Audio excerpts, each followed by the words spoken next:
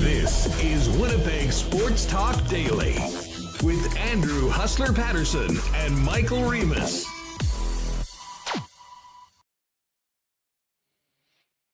What is up, everybody? Welcome to another edition of Winnipeg Sports Talk Daily. Another show, another win, another franchise record to talk about. Make it 11 in a row for the Winnipeg Jets after taking care of a undermanned Ottawa Senators club last night and getting right back at it tonight against the Nashville Predators. We'll actually head to Music City a little later on, hook up with our pal Max Herz of the Preds broadcast team to set this one up tonight. Brandon Rewucki is going to join us, and we're also going to sit down with the man with the most energy in the business, the passion of Steve Kouleas of Sirius XM NHL Radio. Get his thoughts on the Jets, the upcoming trade deadline, the huge win for the National Hockey League on the Four Nations that wrapped up last Thursday in Boston. It's going to be a fun one. And later on in the program, actually, John Waldman from the Manitoba Sports Hall of Fame and Paul Rogers from Manitoba Liquor and Lotteries are going to jump on, give us a little bit of info on the upcoming Winnipeg Whisky Festival and the Whisky Festival online auction that is live right now. Of course, because tonight is the second annual Winnipeg Sports Talk Winnipeg Whisky Festival event, the Maker's Mark Masterclass, where we'll be looking forward to seeing many of you tonight at the Manitoba Sports Hall of Fame. Quick note on that, because we have had some questions. I think Remis is going to send an email out. I know the tickets say 5 o'clock it starts. The doors open at 5. I would suggest get there sometime between 5 and 5:45 or so.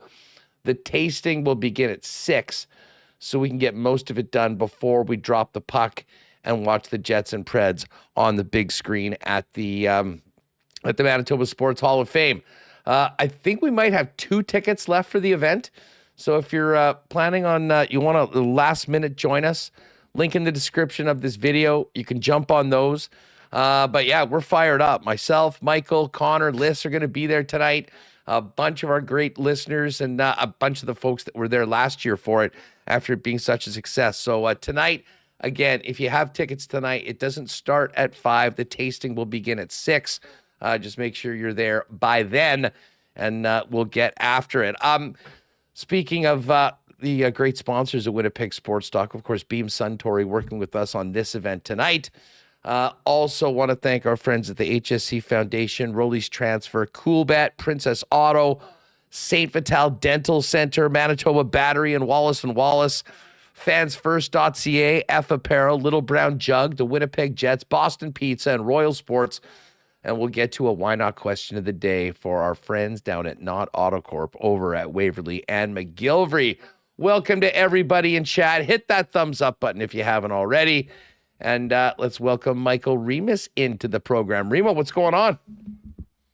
Yeah, just another night at the office for the Jets yesterday. Another win, 11 in a row.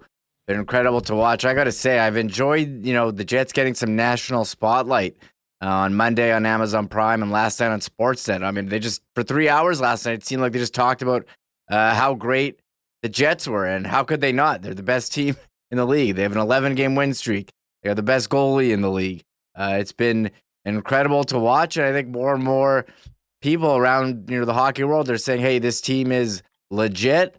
And as far as the regular season goes, a chance for some history with the President's Trophy or Hellebuyck. They showed the graphic at the end of the game. Hellebuyck could break the wins record in a season for a goalie, which would be incredible. So we're just enjoying the ride here, Herz. We're having a good time. Yeah, listen, it was a fun game. And yes, I believe the term the kids use is glazing right now. The Jets got glazed for 3 hours last night by the Sportsnet panel and the folks on the show. Now, they've absolutely deserved it. I mean, they continue to be the best team in the National Hockey League. The record speaks for itself. And it was another one of those games last night, Remis, that, listen, I'll give Ottawa some credit. I mean, they were doing it without Tkachuk, without Pinto, without Norris. And there were, some times in the game where, they had some offensive zone time. I thought the Jets defensively did a good job at, limiting the grade A's, keeping Ottawa kind of to the perimeter. And not that any of us need to be reminded of this before, but the Winnipeg Jets can capitalize very quickly on chances. And, that first period where I thought Ottawa got off to a pretty nice start in that game, you make one or two mistakes and bang, you're up against it. And that is exactly what happened. 2 quick goals, a beautiful redirection from Cole Perfetti. And then there's Mason Appleton. And I had to laugh every time Appleton takes strays in the chat for who knows why. He comes up with a big game and gets on the scoreboard. And he did last night. I thought the Lowry line was really good last night. Not that that's a surprise. They've been about as consistent as any line maybe in the league over the last few years. And of course, Lowry got involved early with a scrap. I'm not sure if Tyler Clevin knew exactly who he was dealing with, but he found out very quickly. And there was a bit of an edge to that game early. I know Stan didn't fight, but got a roughing penalty early on after a questionable hit on Marc Scheifele that wasn't called. And then shortly thereafterwards, the gloves were dropped and Adam Lowry with a resounding win. So the quick strike offense with the 2 goals in 77 seconds was huge. And then, as we've seen all year long, Remis, when this team has a lead, they win the hockey game. And that's exactly what we saw. I thought the third period, after a little bit of a flurry from Ottawa early on, they just squeezed them. And it was another win, a workmanlike effort, and then on a plane for 2 hours to Nashville, where we'll see what the guys have left in the tank tonight, trying to make it a cool dozen. Yeah, I thought, the physical play at the start really got the Jets into it. You couldn't, take a step back and say, hey, these guys are missing some players from the lineup. It's going to be an easy night. Ottawa came out hard. Stanley responded to the knee on Scheifele, and Lowry responded with the hit on Appleton. And then, here come the goals. And if we want to slag on the Jets, Huss, I mean, we can't just glaze them for 2 hours here. What's going on with this power play, Huss? Haven't scored on the power play since they returned from the break. 0 for 4. Last night had a huge opportunity as well with a 5-on-3. This isn't the Jets power play that we've seen all year. 0 for their last 10. Really, I mean, how concerned should we be? However, the penalty kill was perfect and had a key kill at the end. So it wasn't the best game for the Jets. Appleton, after, called it their worst of the 11, but hey, they're not all going to be pretty. You don't ask how, they ask how many. And, when you win 11 in a row, Huss, you're going to have some games where, you're not at your best and you find ways to win. And with Connor Hellebuck in the net, as long as you're scoring, putting up over 30 shots and scoring over 3 goals, we said all the numbers yesterday, they're going to win games. So that was one yesterday. We'll see how they go on back-to-back. They won their last back-to-back game, but I think it was 1-4. On the season. They still haven't swept like the 2 games in a row. They did win their last game in the second of a back-to-back. That was the Colorado game, I believe. Yes. But they lost the night before to the Nashville Predators. So they've got the opportunity to, for the first time, win back-to-back games in consecutive nights. And if they can do that, they'll end up being the proud owners of a 12-game winning streak. I'm hearing Cooley in the background there, Reem. Steve Kouleas is coming up a little later on. Great conversation with him. As far as last night goes, you mentioned the power play. You get the benefit of a power play, and then the Ottawa Senators player not remembering the rules played it with a stick, and it was just hilarious. I mean, he didn't even drop the stick after he played the puck. I mean, it's hard to get caught red-handed more than he did. And then there was a holding penalty on Gabe Vilardi as he took it to the net. You thought, okay, so here, the dam's going to break, and that would have really iced the game. Linus Ullmark played, very well over the course of that power play. I mean, they had a ton of shots. Obviously, they had control of the play and the puck for the most of the amount of time. And I thought maybe this was the opening for Ottawa to get back into the game. But again, Hellebuck being Hellebuck, and the Jets, in the second half of that game, thought did a pretty darn good job of, not really allowing Ottawa the opportunities. And of course, Ottawa didn't have most of their game breakers in it last night. So another way to win a hockey game last night, Remis, 11 in a row. And speaking of 11 points up on the Dallas Stars right now for first place in the Central Division and first place in the Western Conference. The Jets focused on that number 1 seed right now, which looks very much a possibility. Frankly, if they weren't going to get that, it would be pretty concerning because of the lofty position they put them in right now. This is the part of the show, Huss, where we take a look at the standings and bask in the glow of the Winnipeg Jets being Put it up. Number 1. Here it is there, Winnipeg Jets. 87 points. Yeah, that is a very, very healthy lead on Dallas. 11 points. We just should note, Huss, they are still leading the power play percentage. Still got a 3% lead. Oh yeah, they've been struggling, and they're down to 31.7 for the season. Yeah, so it's just been a fairy tale kind of season here, and I agree. Like, you want that President's Trophy, you want that number 1 seed, and Vancouver got a win last night, as did Colorado, and I guess for toward the end of the season, we're going to be on the watch. Okay, who's the Jets' first round opponent going to be? But in a very, very good spot here. 11 points up on Dallas in the Central. You mentioned Kyle Connor scoring last night. He's up to 73 points on the season. I think is at a 100-point pace. Scheifele 33 and 33 for 66. And then, just such balanced scoring, like outside of those top 2 stars. I mean, Morrissey's approaching 50 points. Ehlers and Vilardi have already cleared it. But I mean, Cole Perfetti, who scored, he's approaching 40 points. He's got 12 goals and 25 assists. Neil Pionk with 36. Vlad's now at 30. Niederreiter's at 29. Adam Lowry's at 26, despite missing, 8-9 games with injury. Everyone is contributing to these wins right now. But it all starts in net. And just to take a quick look at numbers, with that win last night, Connor Hellebuck is now 36, 7, and 2. He has more wins personally than 85% of the teams in the National Hockey League.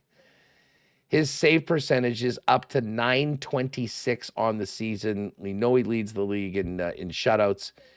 He leads the league in pretty much everything. And I did like the Jets posting earlier today a reminder. Helly for Hart. We talked about the odds right now. It seems like Leon Draisaitl is the favorite, but Hellebuck tied for second with Nate McKinnon. And the more wins, the wins keep piling up, and the numbers keep looking better and better. There's no way that they'll be able to ignore Connor Hellebuck, at minimum for a Hart Trophy finalist. But I really think this might be the year that we see a goaltender win it because of what he's done in net and the performance of the team from the start of the season right up until now, and hopefully well into the playoffs. Yeah, we mentioned it yesterday on the show, just the numbers going through the game notes, and he was coming in that game 22-2 in his last 4. I tweeted that out. It went kind of, people were taking notice as it went a little viral there, and here come the Jets today putting out the graphic. In his last 25 games, Hellebuck 21-2. Absolutely incredible numbers. You look at his numbers against the Western Conference only. This is coming in to last night's game, Huss. I guess he didn't play the West last night, so would still qualify. .938 save percentage, 45 goals against in 27 games versus the West. Same number of shutouts as losses. Like, just I mean, we're just putting together, a book here of obscene stats from the Jets season. Everyone's seemingly having a career year. And we approach the deadline next week. What are they going to do? Are they going to add, or are they going to stand pat? Are you going to add a key piece? Are you going to add more of a depth acquisition? It's a week from tomorrow, where a team's going to start getting on early. I know James Duthie probably wants them to wait until the last minute. They got a lot of time to kill there before they bring out the water cannons. But we'll have to see. We'll see what happens this weekend, as maybe we do see some deals. I remember, I was thinking the Niederreiter deal. Weren't you at Little Brown Jug on a Saturday afternoon tasting or something? That's and you got the Niederreiter news? Tasting, you could call that. I was doing a personal tasting in the afternoon. Yeah, and I did do a little video from... it was a tasting, exactly. Or I was just out for beers on a Saturday afternoon. Yeah, I guess you could call it tasting. Well, hey, we got the whiskey tasting tonight. Yeah. I got tasting on the brain. Yeah, I mean, there's been some funny things. The big Jets news has happened when we have been places. Obviously, the infamous Target produce section video after the Hellebuck and Scheifele signings. There was the Lazy River free agency report last year. Mm-hmm. But yes, good call on the Nino Niederreiter. I was going to say, be ready this weekend with your phone on you. Always ready. I think my work speaks for itself. I will do a video no matter where I am if there's big news, and we'll fire it out. The one thing, Reman, we heard this from the panel last night, and we'll ask Kouleas about this. And I sort of get it. We're living in the moment right now, and this team has been so good and so consistent. You are hearing more and more people, normally it's all about, you got to be super aggressive, get the biggest guy. And I mean, listen, that's fun to talk about in sports talk radio. Fans love to talk about it. More and more people I'm hearing going, maybe make an ad or two, but I wouldn't touch this too much.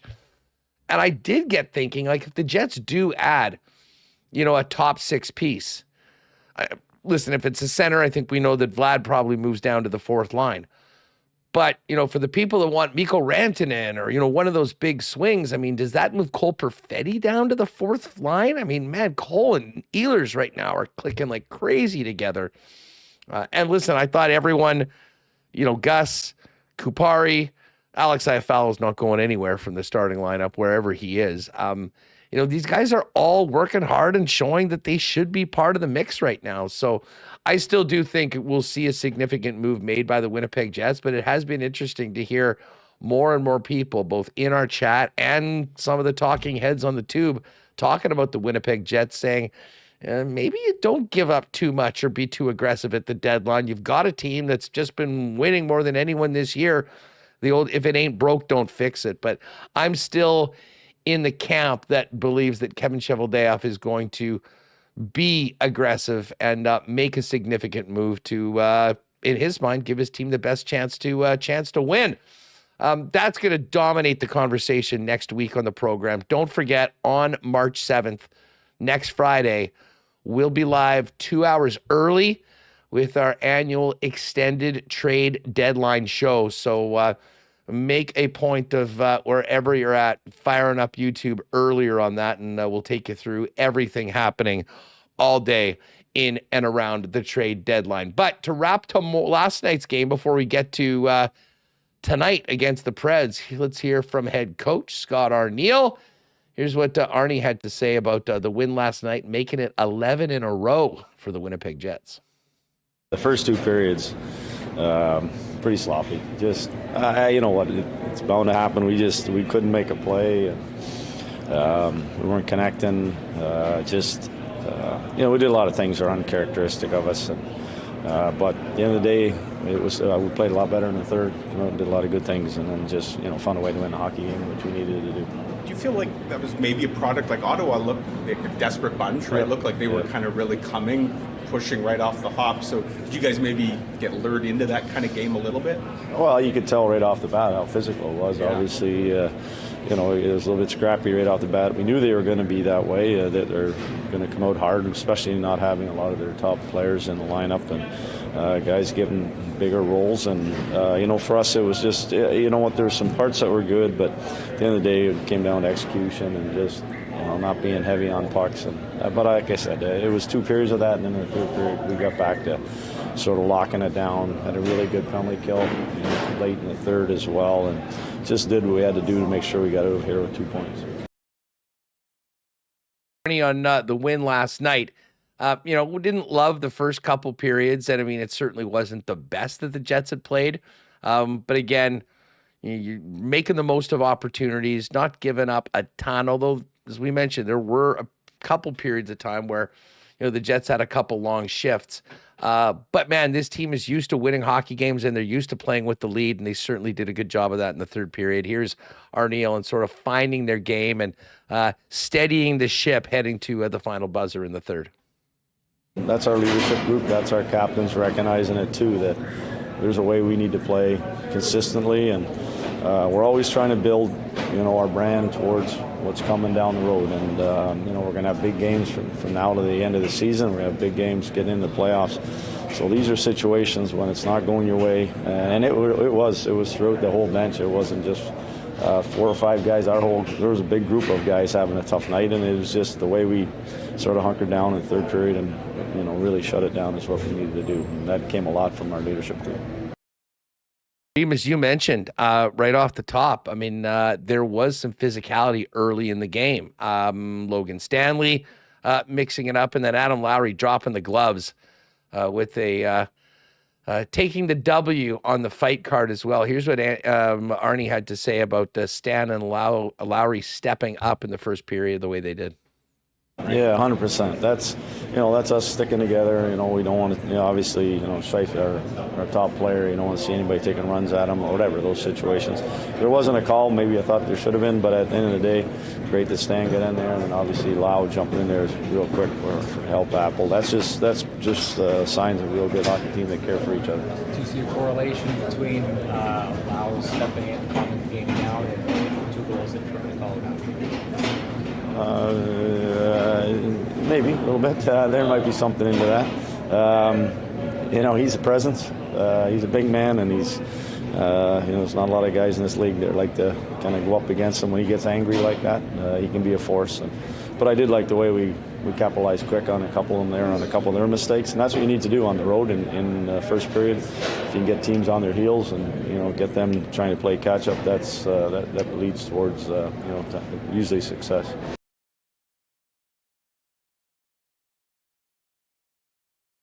Considering who he's throwing out most nights in the net. There are a few sure things in life: death, taxes, and Connor Hellebuck. Here's what Arnie had to say about his Vezina Trophy winner. The second period, too. There was, as much as we had opportunities, power play, different scenarios, we gave up some chances, and Helly was there. And like I've said, we win hockey games in different ways, different fashions, and tonight Helly had to be big. He had to make some key saves for us to keep us in a game that we weren't real good at early on. And, this team certainly helped him in the 3rd, but at the end of the day, that's what Helly does. He's our backbone.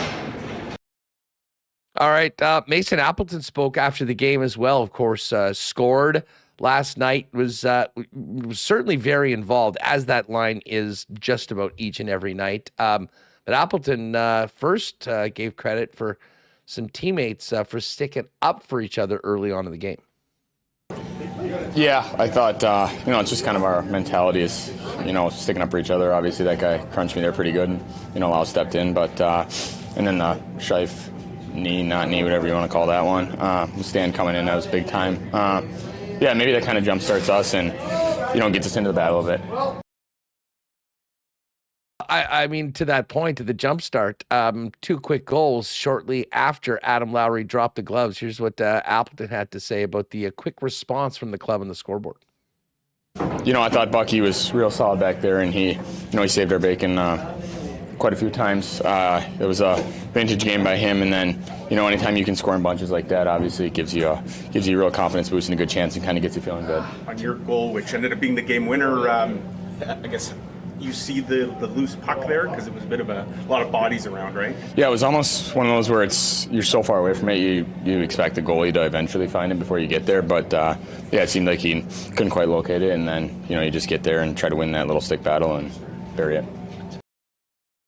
All right, one more from Appleton, who had just talked about riding the wave of this now 11-game winning streak for the Winnipeg Jets. That was probably the ugliest one, I think. I think he would say that too. But at the end of the day, when you put together a streak like this, not every win is going to look the same. That'd be almost impossible. So I think it's a testament to the type of team we are and how deep we are, and find different ways to win. Not everyone's going to be a Picasso, and tonight we felt like we gave up a little too much, but still found a way to get the win, and that's what matters. You get the sense Adam stepped in there to just kind of calm things down the way that they were going. You guys score 2 shortly after that. Is that a coincidence, or do you see a correlation? No, I think that's who else he is. He can kind of impose his will on teams, and guys are very conscious of that, maybe a little fearful, and he's a big, strong dude, and when he grits his teeth a little bit, I think everyone on the other bench definitely notices it. All right, some good work from Rendog there. In the room after the game. Sean, of course, was a part of the Sportsnet broadcast last night. Cole Perfetti. Remo, how about the deflection from Perfetti? You want to talk about an absolutely perfect angle. He made that first goal look so easy. Yeah, well, angles, geometry. Haven't we heard how Cole Perfetti's the smartest player Big out brain, there? And big brain. Look at his numbers, Huss. In the last 10 games, 12 points. Cole Perfetti really finding chemistry with Ehlers, and you saw it last night. But in this 10-game stretch, he's had a hat trick. He's had multiple point nights. It's going well for him. 37 points in 59 games. He's just 1 point away from last year's total of 38 in 71. So think of where he was last year at this time on this team. Wasn't going well. He's in the press box a good portion of the time right now. And, he had that tough run a little earlier this season. But, man, as he bounced back, and I think, more and more giving the Winnipeg Jets thoughts of, of being there come playoff time. And I don't think that's been guaranteed through most of the year. Perfetti talked about getting the first one on the board last night with that beautiful tip-in. That was big. Obviously, they came out with a good push, and Bucky, like Gappy said, Bucky made some great saves and held us in there, and then we, got a quick chance, capitalized, and then kind of momentum shifted our way, and that's all we kind of needed, and then we went from there. But Bucky, he's been our backbone all year, and he continued to do that tonight. Sure was quick. I mean, how surprised were you to suddenly get the puck? I was circling back almost to get ready to back check, and then Fly made a great play. Kind of just as soon as I saw him get it, I just stopped and put it right on my stick, and it was too hard to. I thought it was gonna be too hard to handle, so I just kind of chopped at it and ended up going in. So it was a good bounce. All right, there's Cole Perfetti on the goal. Perfetti also talked about keeping the wins coming despite an uncharacteristic dry spell for the Jet power play. Our power play's been great all year. We've been able to, win games and give us a lot of momentum, and that first unit's been fantastic, and they had some good looks tonight. Goalie made some nice saves, and it's not going to go every time, so that was a great, rebound from our group, because you're right, 4-minute and then a 5-on-3 can sometimes be a momentum shift for the other team, but we didn't really let them, and I thought we did a good job after that. Obviously, we want to score there and kind of, really put the game away, but it was a good response from our team. Here's Cole's assessment of what Appleton had to say about maybe this being the least impressive of the 11 wins on this streak. It's not going to be pretty every night. We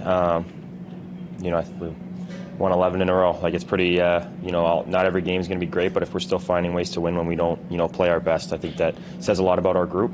We're winning in different ways. We're all different styles, and I think that says a lot about our group as well. But yeah, obviously, tonight you don't want to play like that, but when you got the best goalie in the world, it helps, and some, timely goals, and you end up, winning a game that, sometimes you might not win, and just move on and go to Nashville.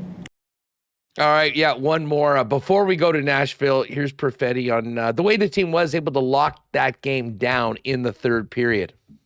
Yeah, I think that's our strength, and obviously we have some high-end talent scorers, and we score a lot of goals. But at the same time, I think we also, I think we're a big part of our offense comes from our defense. A big part of our success is all about our structure defensively, and you don't want to rely all on Bucky, but when you need him, he makes that big save, and then our structure is we're everyone's bought in, and we're playing detailed hockey right now, and then I think we're. That's a big part of our success. So we're just trying to, stay on that detail. Just one more for me, Coolbet, being an Ontario Bull, you only get out here twice a year, once Toronto, once Ottawa. I think you scored here in Ottawa a couple seasons ago. Is it a little extra special to get one in your home province? Yeah, there's a couple of people here. Parents drove in, not too far from Whippy, and some family and friends that are out here in Ottawa. So it's definitely nice to, score in front of them, and it's nice to play close to home and, see my parents and see the friends and family. So I'm going to go do that right now. All right. He was done with the media, go see friends and family, and then get on the bird to Nashville. About a 2-hour flight after the game tonight. One of the tougher travel days for the Winnipeg Jets playing tonight, but see if they can make it a cool dozen a little bit later on. All right, we're going to bring in Steve Kouleas, Brandon Rewucki coming up. We'll head to Nashville with Max Herz, still coming up on the program. But again, thanks to everyone that bid on the Aikens Lake auction as part of Winnipeg Sports Talk, teaming up with the Health Sciences Center Foundation. Now for the next couple weeks, heading into our big week next week with our anniversary and the 1000th show, we're going into overtime with the Winnipeg Sports Talk and Health Sciences Center Foundation Fund a Need campaign.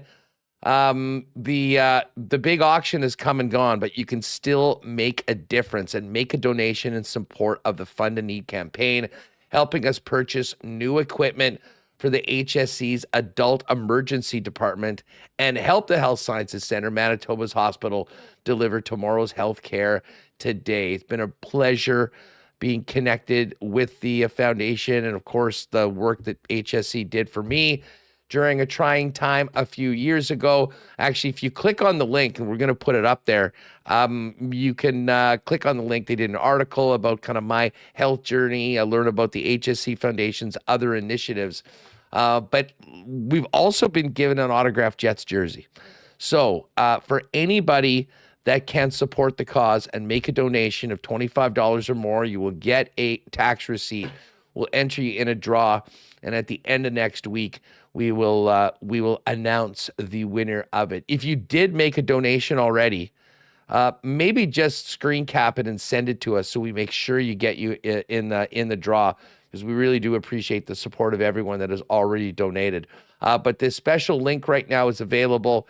Get those donations in if you can for such an important cause. And at the end of next week, at the end of the campaign, after we push through OT, we'll announce the winner of that jersey and get one of the loyal WST listeners that has made a donation a nice gift from the HSC Foundation and the Winnipeg Jets. All right, shout out to the gang at Rolly's Transfer. I can feel spring, coming. There'll be lots of moving going on. We'll see that new Winnipeg Sports Talk Rolly's Transfer truck all over the city. Folks, Rolly's is family owned and operated in Winnipeg for over 60 years, the most trusted name in moving in Manitoba. So if you have a move coming up, you're going to want to get in touch with them. Hit up Rollys.com, and in the top right corner, there's a request an estimate feature. Put in that promo code WST for a special discount on moving services and moving supplies.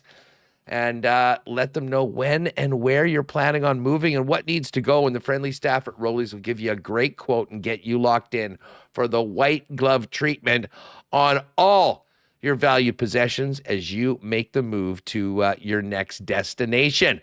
For your next move, make it Rolly's, the most trusted moving name in Manitoba. Find out more, request an estimate today over at Rollys.com. I popped into a St. Vital Dental Center this morning, and lo and behold, who did I see there getting ready for his award-winning grill to get a cleaning? Was our pal Jamie Thomas. And he does have an award-winning grill.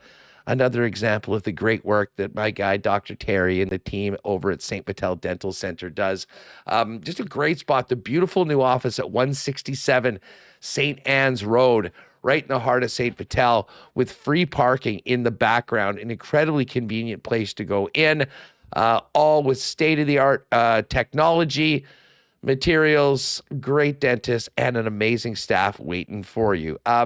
We're getting spring cleaning coming up. If it's been a little while since you've had a cleaning, pop down to our friends at St. Patel Dental Center. You can find out more online at stpateldental.ca, or give them a call, or pop down and see him at 167 St. Anne's, and tell him the boys at Winnipeg Sports Talk sent you.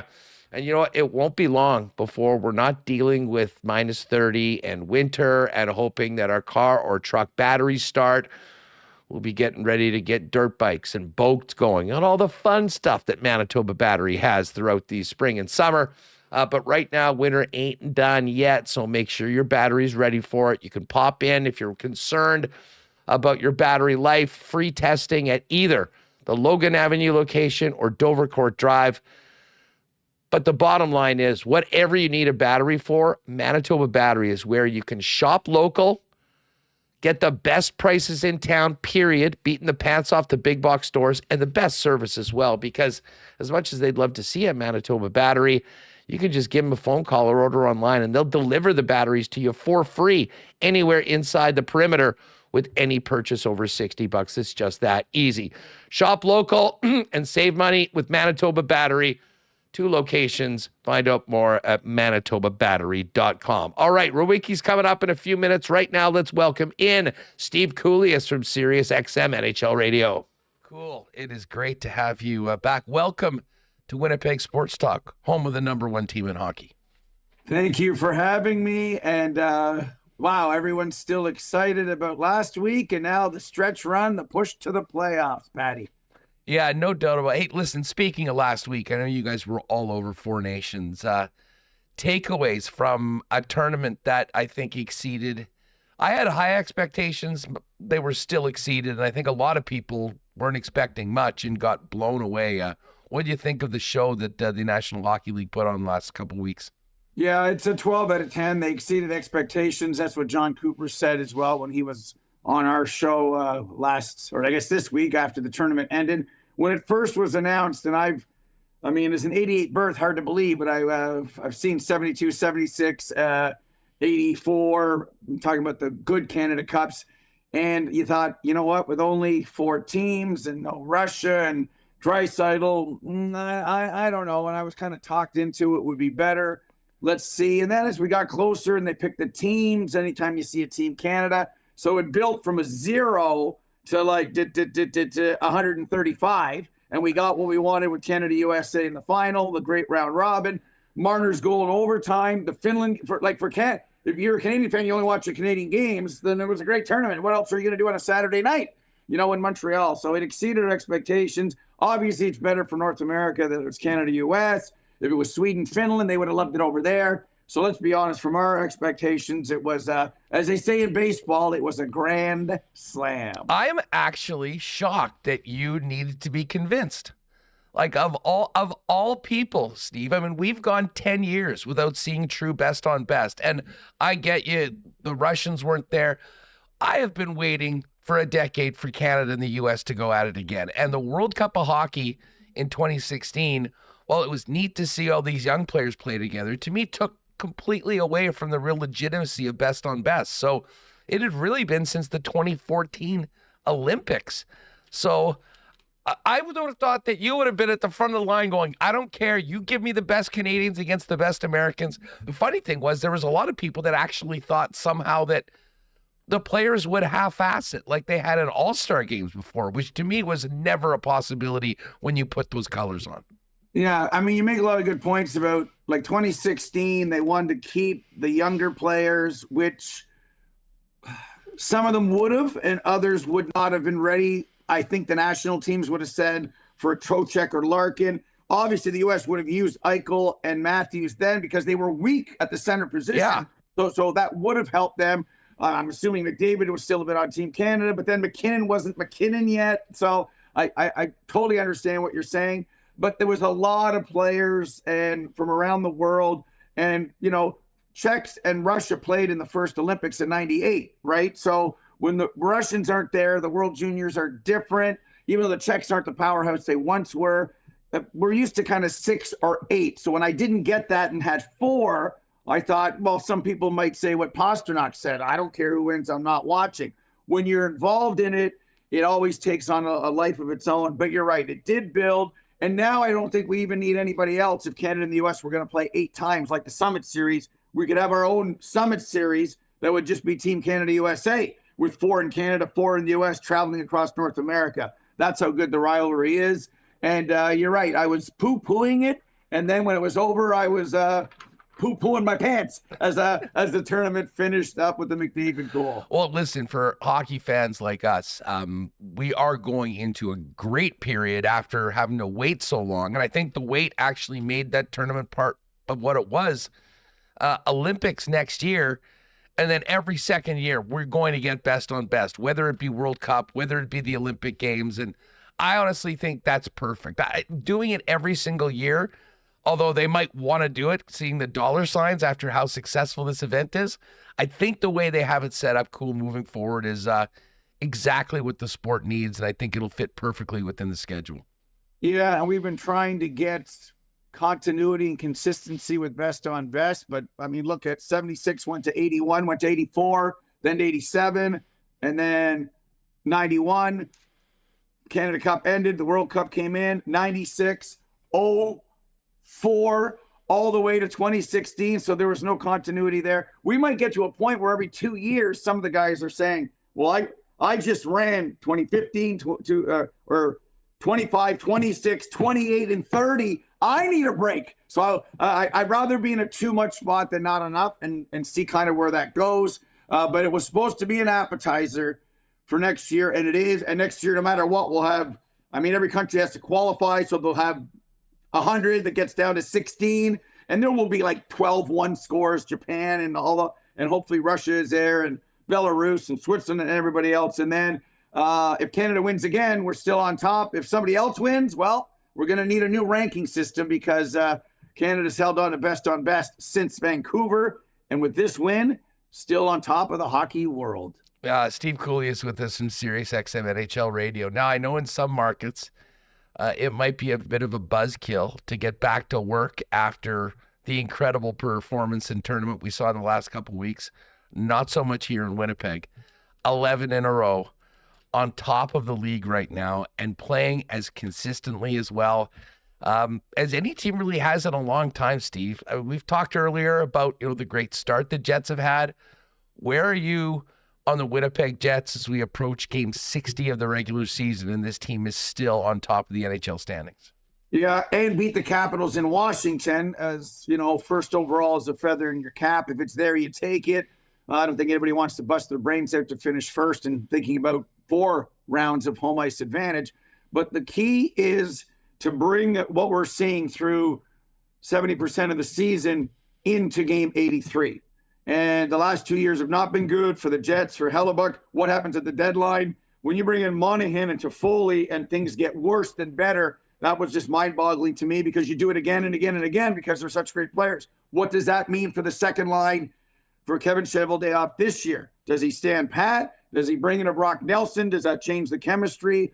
And I think the biggest thing that should excite Jets fans, because it excites me, is they're mathematically not getting any of the good, great 7 teams, excuse me, in the West, that they're going to get Vancouver, Calgary, Utah, or St. Louis.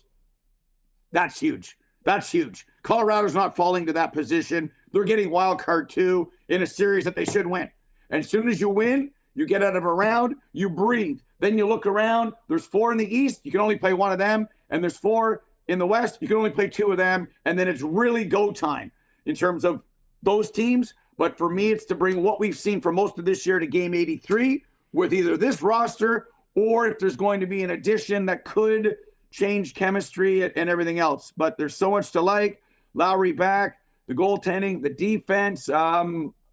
But like so many teams in this league, until you win or go on a run, people will question. And there's been, listen, going way back to Dave Ellitt's goal. There's been moments where this is the year the Jets finally break through, up 3-1 on the Edmonton Oilers and lose to Bill Ranford, and the Oilers go on to win another Stanley Cup, and Ranford is a Conn Smythe Trophy winner. So until it's there and the rounds are checked off, I'm not getting too excited. I'm trying to keep it even keel because the Jets have something to prove in the postseason. Well, and listen, they played that way throughout the entire year. And speaking of something to prove, I mean, you know, they said all the right things at the beginning of the season, owning their shortcomings in the playoffs. I mean, really saving their probably worst 4 games of the year, 4 games 2 through 5 of that series. And I mean, people can talk about Hellebuck. Anyone that watched that series knows that, I mean, you could have had prime Martin Brodeur, Patrick Waugh. I mean, the way those games were played, Colorado was winning them. And they've seemed so committed to being better and doing the things that they need to do early in the season that can hopefully be replicated come playoff time. But you mentioned something to prove. Coming out of 4 Nations, Hellebuck played incredibly well, but fell short, obviously. Don't leave Connor McDavid all alone in front of the net in overtime. Probably not a good way to win. Kyle Connor wasn't in the lineup, which was insane. I mean, considering Kreider played 6 minutes and Tkachuk was hurt. Terrible decision, but I think he's got a bit of a chip on his shoulder. Josh Morrissey, unfortunately, had to miss that game being ill. And Mark Scheifele, certainly from our opinion, got robbed not being on the team. What do you think that can do for a Jet team that already had a lot to prove, is playing so well, but also I think comes out of that tournament, a number of their top players with a little bit of a chip on their shoulder? Yeah, I think selfishly, that's probably the perfect storm for the Jets. I mean, how Josh Morrissey, he made the call, like that's a so unselfish act. I think there's a lot of players, we could talk about the percentages, that still would have dressed and then gone down to 5D and really put your team in a hole. So that's what a great decision, especially when you end up winning. You know, Scheifele was always on my team, even when he was not on others and everyone else's team. And I think for him, it's like, okay, if this is what it is, and, you know, I have to be even better defensively than I've ever been before, which I think I am now, and play that 200-foot game, I'll have to show it in the playoffs because I'm the first line center on this team, although I might have been the 12th or 13th forward on Team Canada. Kyle Connor scratching was an unmitigated disaster decision and was screwed up by Sullivan and Drury and everybody else at USA Hockey. And Hellebuck, wasn't his fault. Had a great tournament. Is had an outstanding Vezina Trophy winning season, which he's going to win and get Hart Trophy votes as well. But he knows he's 1-4, and his last, 8, 9, 10 playoff games, I guess that is. So for the Jets, that's good, as opposed to, what Florida or the Tampa Bay players have gone through, and they've won before. They've got the rings and everything else. This is more of okay. And getting that first round opponent to be able to flip the script, flip it, Larry, the other way, I think means a lot. Like a Jets in 5 over Calgary, and then seeing that, I know we're getting way ahead of ourselves, but you got to think that way. That's how the coaches think at best on best in playoffs. And credit to the Capitals and the Jets and Scott Arniel from the Capital system and everything else. This team is better than it's ever been before under anybody else. And it is, with the attention to detail. And I know you guys know this in Winnipeg, the 2 shutouts against Colorado, those were early season statements of, we want you in the playoffs. And if we get you in the second round, we're going to be ready, and the script will change. You know what's funny, Cool? There are a lot of 17-18 vibes around this team. Now, the team is certainly different. It's built different. I think you could say that certainly the blue line, certainly on paper, isn't quite when you had Buff, Trouba, Myers on the right side. But when you think about that season, it went right down to the wire in the Central Division. And Nashville and Winnipeg ended up being number 1 and 2 overall in the league. So even though you have this great season, you're still in the second round playing on the road in Game 1 and eventually in Game 7. With what's happening in the Pacific right now and looking at the West, it kind of feels like a similar situation's building with the Winnipeg Jets and the Dallas Stars, assuming the Jets are able to use your point, hold on to first. We've talked a lot about that. First in the West. You'd love to get the President's Trophy. I mean, hey, put another banner up. That's great. But the goal is getting that 1 seed. But it looks like Dallas is probably going to be the number 2 seed right there. And, if you are fortunate enough to get through that first round, that's a team that certainly is rumored to be potentially making some big moves. And it has a history of recent playoff success that they can lean on as well. Yeah, and I think that's the Smythe division of the 80s, and that's the league we're in now. I mean, we're poised this second to have a Sunshine State showdown in round 1. Somebody's gone. Devils, Carolina. Someone is gone. And then same thing. Right now, I think it's Oilers and Kings again. Someone is gone. If the Oilers catch Vegas, it's Vegas and the Kings, and that's the way it is. They don't call this the hardest trophy to win in sports for no reason. And that's why if you get a break, like we assume the Capitals will in getting wild card 2, that the Jets will in getting wild card 2, as right now the Leafs would get Detroit. That's not Florida or Boston and the Dragon that they have never slayed. So you can't pick your opponent, but given a choice, I think what's in front of you is what you earned and deserve. So winning the division, then winning the conference, winning the league will give you a slightly easier path that you must take advantage of. And if people don't see that, the West will be harder to get out of than the East. Because I like Vegas when Edmonton gets it together, a healthy Minnesota, Winnipeg, Dallas. Where in the East, it might be Washington and not the same Florida team. Like if we rank the teams, maybe 7 of the 10 are in the West, which will make it harder to come out of the West. And I'm just being realistic because there's flaws in Carolina, New Jersey. Toronto's done nothing. And by a war of attrition are better maybe than Florida and Tampa and Boston now. But they still have to prove to people they can win 4, 8, 12. They played the Capitals in the conference final. Right now, the Capitals would be favored. The Capitals have beat the Leafs in all the games this year, minus the overtime winner by Tavares, and they've controlled the Leafs. So I think all that stuff and we're way ahead of ourselves, but that's what we do because you know what? March 1st is around the flipping corner. It's go time. It's show time, as everyone knows in Manitoba. Well, and before we talk about some interesting potential trade scenarios, let me just ask you about a couple of those teams in the West. And you mentioned the Avalanche.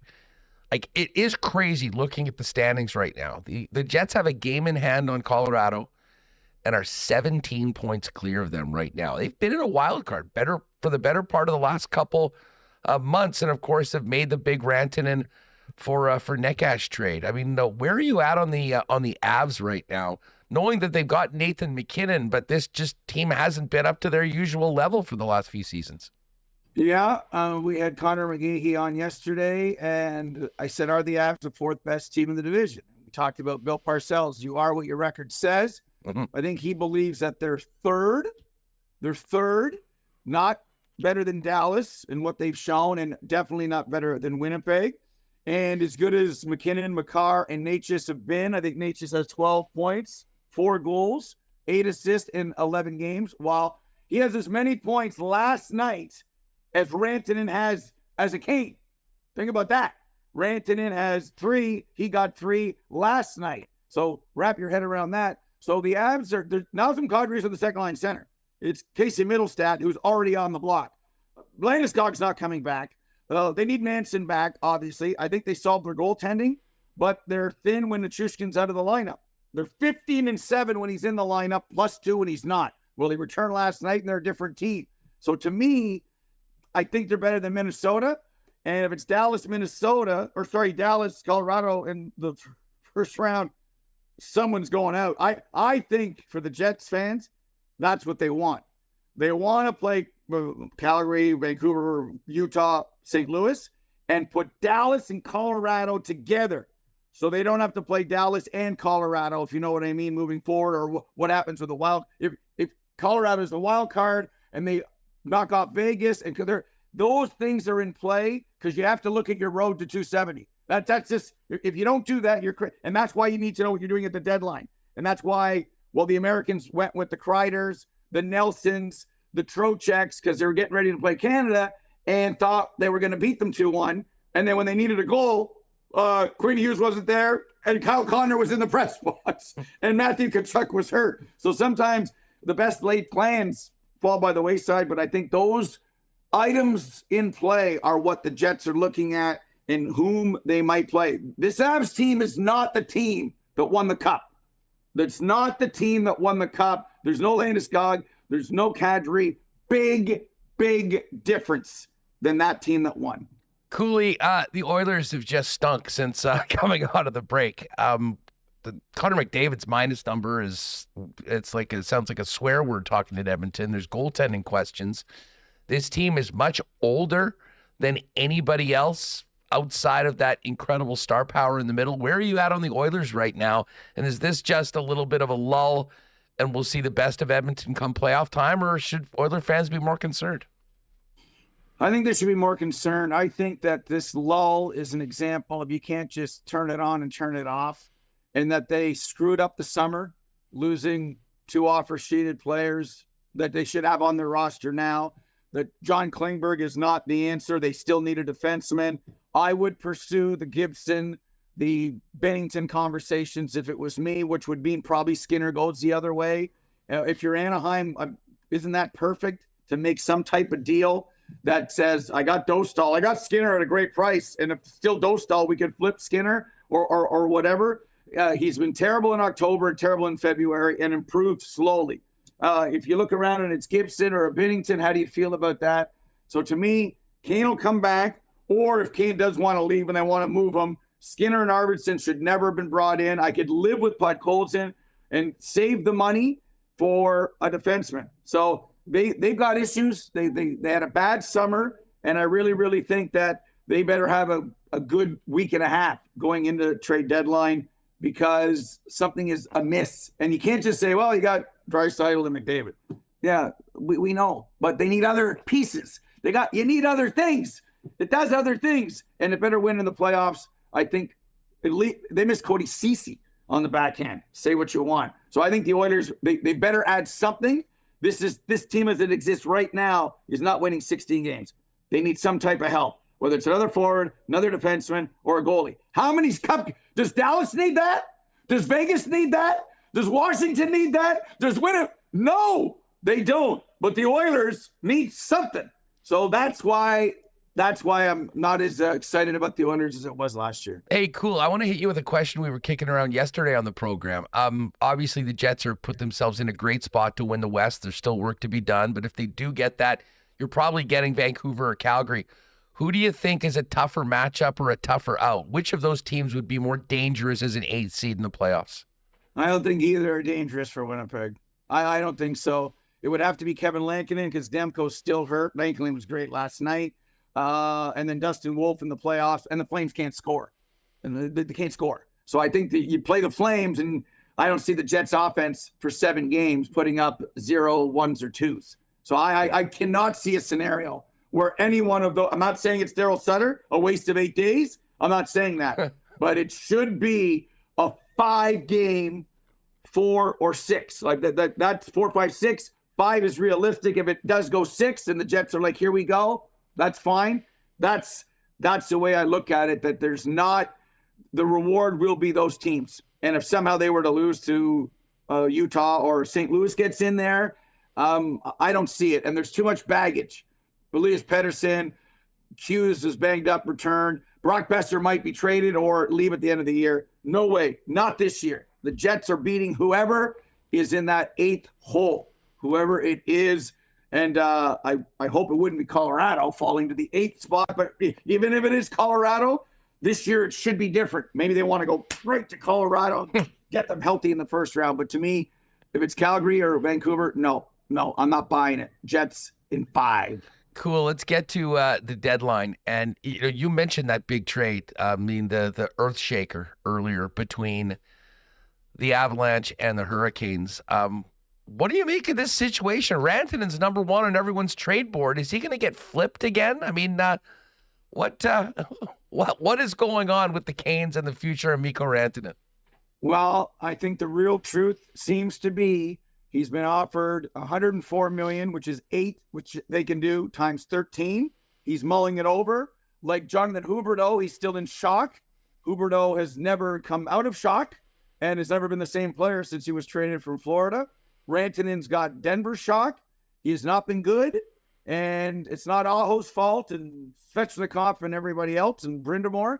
And he has to decide what he's going to do because it really feels like the Canes want this to be different than Gensel.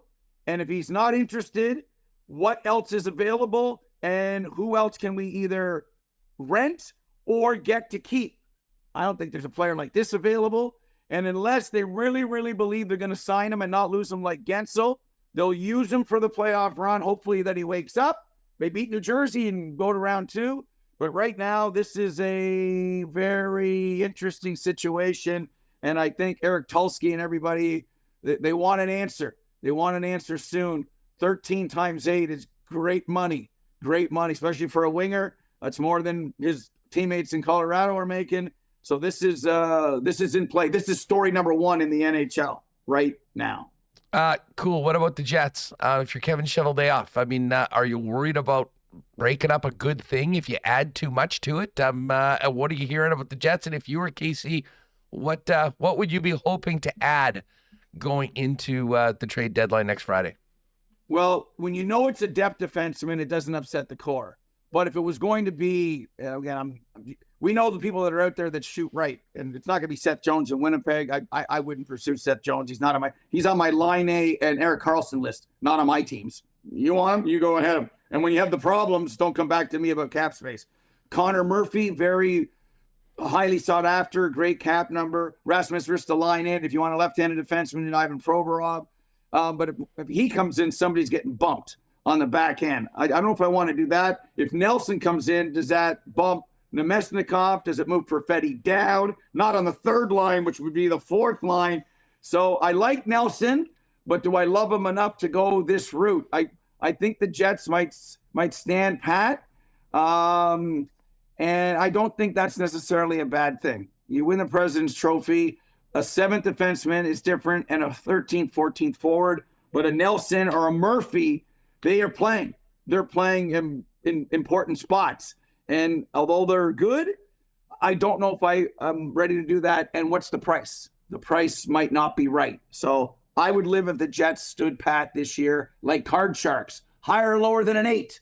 Freeze. Hey, last one for you. Outside of the Rantanen situation, what we're talking about here in Winnipeg, what team intrigues you the most, or GM maybe intrigues you the most at what they might do heading into the deadline? Well, now with the Rangers situation with the Fox and Keandre Miller, does Chris Drury pull the shoot, or is he desperate? Nobody ever knows what Lou's doing, and he's holding pieces. Lou could affect what's going on, and as could Ron Francis. It's not working there. They've made decisions like Philip Grubauer, unmitigated disaster. Yeah, he's going to buy him out in the offseason. So they've got pieces that could affect the contenders because we have so many teams that think that they're making the playoffs. So I think it's some of the losers who might end up affecting things right now as it relates to selling off assets. Like, could you imagine? I mean, Yanni Gord is the Leafs third-line center. What's Tanev doing? Is he going to join his brother, or is he going to join Detroit or Ottawa? So there's a lot of intrigue as it relates to teams that are OOP, you know me, and might affect March the 7th, guys. Cooley, always so much fun having you on the program. What do you and the fellas have cooking over on Sirius XM NHL radio heading into one of the biggest weeks of the year, trade deadline week? Well, Craig Button is on today, so we're going to go over the rumblings and scouting reports as it relates to the players on everyone's trade bait board. Speaking of Four Nations, Bill Daly will put a big bow on the Four Nations. He was the first person to say to me, why are you poo-pooing the Four Nations? He was the first. He said, you're going to like it. And I said, well, we'll see. Next thing you know, Connor McDavid scores the goal. Canada wins. Four Nations gold. Thank you for putting video to that call, by the way. Whoever did that, bravo. Thank you. Cool. Have a great one, pal. Let's do this again soon. Keep your eyes on the Jets. Buy low on us right now. People are still doubting. How you keep your eye. Here's how you keep your eye on the Jets. What are you doing? That's how you keep your eye on the Jets, everyone. Okay. See, I got to get back to work. Take care, buddy. There it is. Steve Kouleas from Sirius XM NHL Radio. Oh, man. Love Kouleas. You can check him out on Sirius XM NHL Radio. Really appreciated him jumping on for a great hockey convo. Rewucki will jump on in just a couple minutes and join us. Looking forward to that. And we will head to Nashville and get the latest from Max Herz before tonight's Jets-Preds game. Eric Comrie scheduled to start for the Jets. Expected UC Saros. No confirmation on that. But we have learned Roman Josi will not be playing tonight, which is a big blow to the Predators' blue line. All right. Hey, huge thanks to Princess Auto for their support of Winnipeg Sports Talk. Of course, synonymous with Winnipeg, Princess Auto is founded in Winnipeg, headquartered right here in Winnipeg, and of course, coast to coast in Canada, but with 3 locations to serve you here. If you want to pop in and see them in store, Panet Road, Portage Avenue West, as well as out in Brandon, you'll find the best deals on the most unique assortment of tools and equipment around. Everything to complete the projects on your list or start something new is waiting for you at Princess Auto. You can also shop 24/7, 365 at princessauto.com. And I believe the countdown is 105 days until we are back at Princess Auto Stadium for another season of Blue Bomber football. Speaking of other great Winnipeg companies and supporters of Winnipeg Sports Talk, a huge shout out to our friends at Wallace & Wallace, who have been the fencing and overhead door specialists in town since 1946. If you need the security and protection of a new fence for your property, they've got you covered with vinyl, ornamental, welded wire, chain link, wood fences. And if you need a new garage door, Wallace & Wallace has the largest selection in town, so you can find one to perfectly match your home and add value to it at the same time. Give them a call, 452-2700. The Wallace & Wallace team will arrange a time to come out and give you a free estimate. You can also check them online at wallacefences.com or pop down and see them at their showroom on Lawson Crescent, just off of Kenniston. And hey, before we bring in Brandon, you can sort of feel spring is just around the corner. Of course, that's going to mean graduations. That's going to mean weddings. Guys, if you need to up your menswear game in advance of that, head on down to F Apparel at 190 Smith Street downtown. Custom suits beginning at $400, chinos, golf pants, custom shirts, both tucked and untucked styles, and the best selection of menswear accessories around. If you have a grad in the family, great deal for Manitoba 2025 grads, high school, university. You get a free shirt and tie with the purchase of a new suit. And of course, they've got a great deal for wedding parties with a discount if the fellas get the suits for the big day at F Apparel. Pop down and see them, 190 Smith Street downtown. Find out more or make an appointment to come in for a fitting at F. That's EPHapparel.com. All right, let's welcome in Brandon Rewucki. You know him as the brains of the operation on the Skates and Plates podcast and one of our favorite regs. Rew, what's going on, pal? How are you? Work's beat me down pretty good today, so I'm pretty happy to be popping in here. It's like a mental palate refresher for me here, so please save me. Well, you know what? I think a lot of people that are having bad work days or lots of other stress can fortunately look at their hockey team for reasons to smile and enjoy their day. You're almost out of superlatives at this time. 11 in a row last night. Certainly not a Picasso, but a game that never really felt in doubt. And Brandon, this team continues to stack win after win after win. And, at this point, based on where they are with the lead that they've built, it would be a huge disappointment to not be the number one team in the West and, potentially a President's Trophy banner for next year in the rink. I know. I was kind of thinking the same thing after the game, where it's just like, what do you even say at this point? Like, they are a ruthless, efficient winning machine. That's all they've done since game one of the season.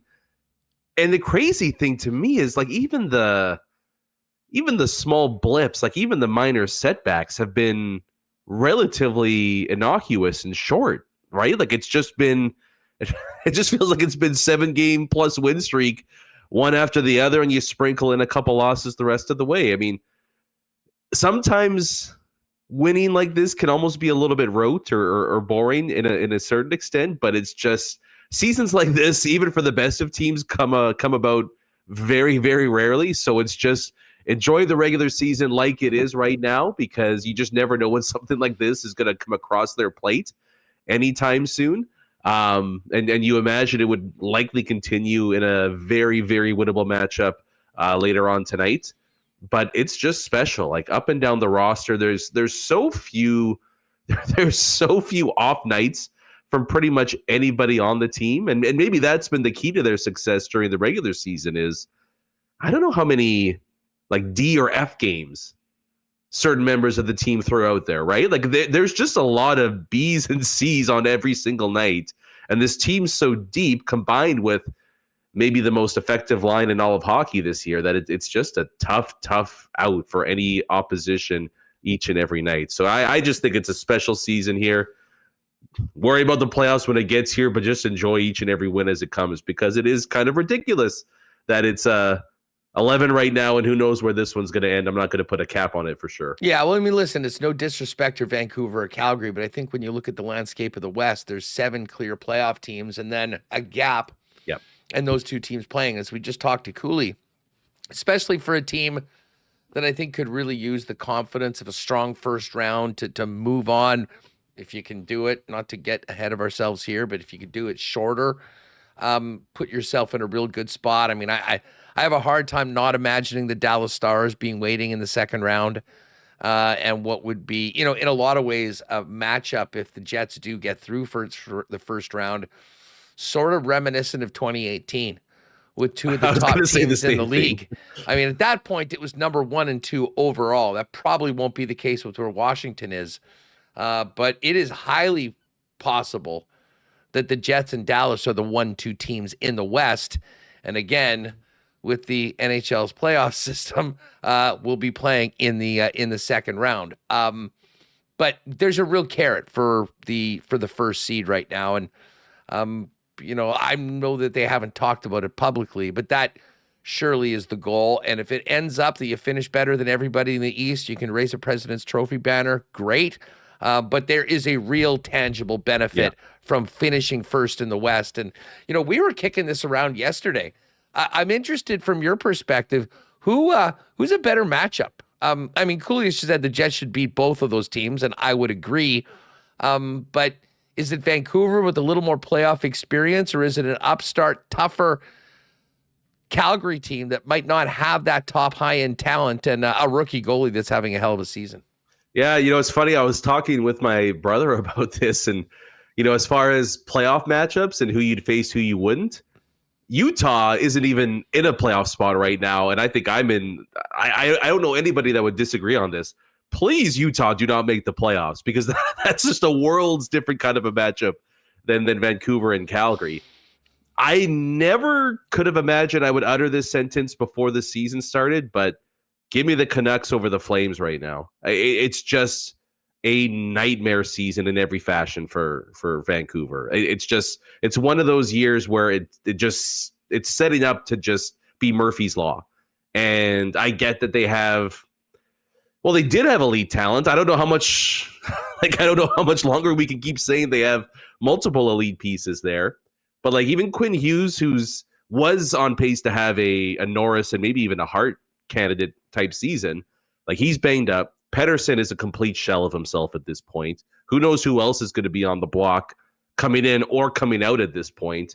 And Lankinen's held the fort miraculously for them. But again, you get into a situation where you're facing a goalie who pedigree-wise is going to be far below what the Winnipeg Jets have to offer. So I think it's Vancouver all day, every day. I would love the matchup of Scheifele up against Paterson if that's what Rick Tocchet wanted to go up against. I mean, Calgary shouldn't be, talent-wise, they shouldn't be where Vancouver is, right? But this is how the season's played out. And I don't know, rookie goalies there's at least been precedents before for rookie goalies in the playoffs to kind of go loco and pull off some crazy upsets. And if you're asking me to pick between 2 options, I agree with Cooley where it should be a smooth sailing type of a first round, even though the team won't say it that way.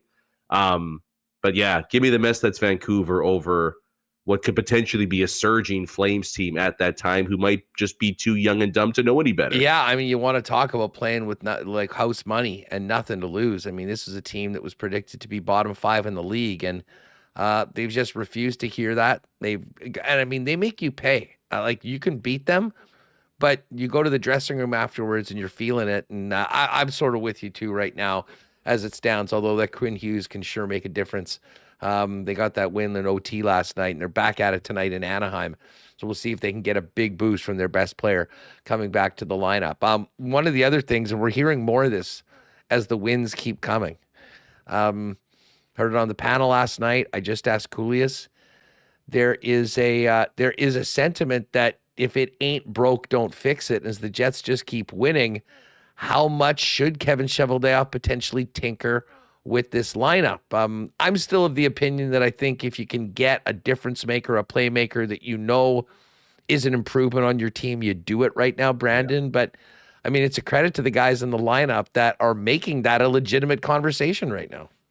Yeah, I mean, the fun thing with this is no matter what side you're on, you can kind of point to, well, this Cup winner did this, therefore I'm right. The other end of the spectrum can say the same thing and be like, well, I'm right. So, like, no matter what you think, there's a team that's won the Cup doing it that way. I know that we're on a similar wavelength here where, like, I get the chemistry thing, but I kind of feel like people are couching it in unfair terms when they say don't mess with the chemistry of this team.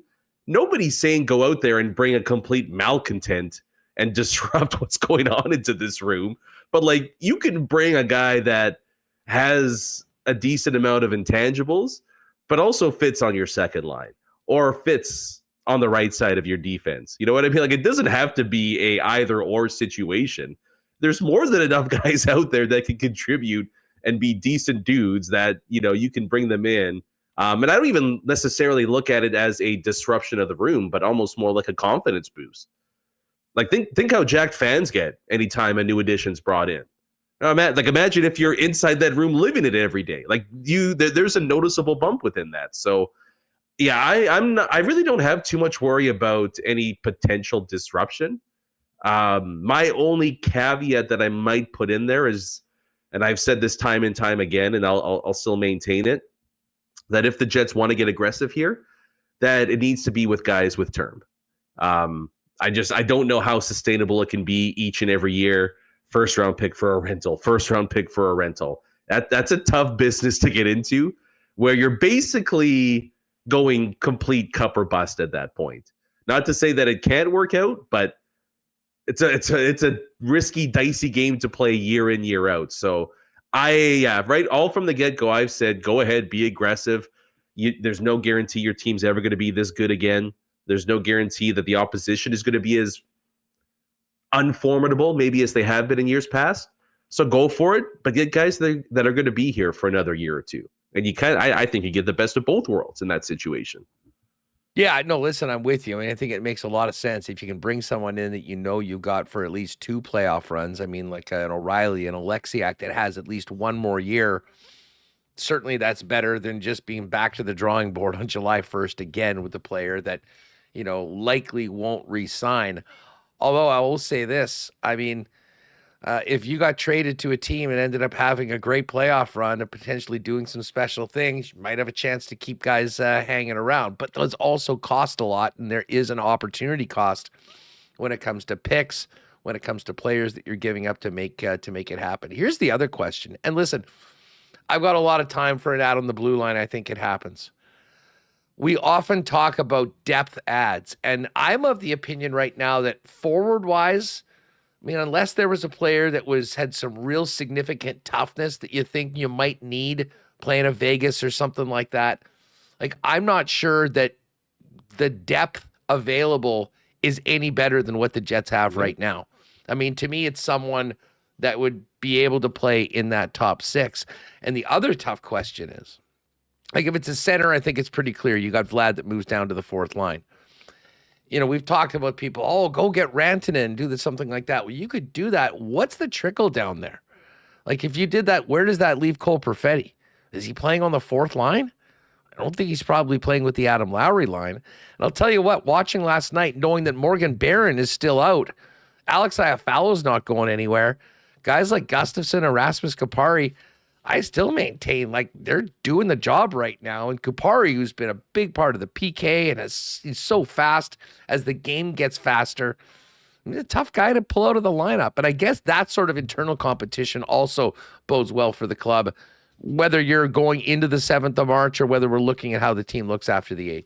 Yeah. And I agree with you. Like, depth adds aren't the worst thing in the world, but this team is really, really deep, like on the outer fringes of the roster, both on the back end and up front.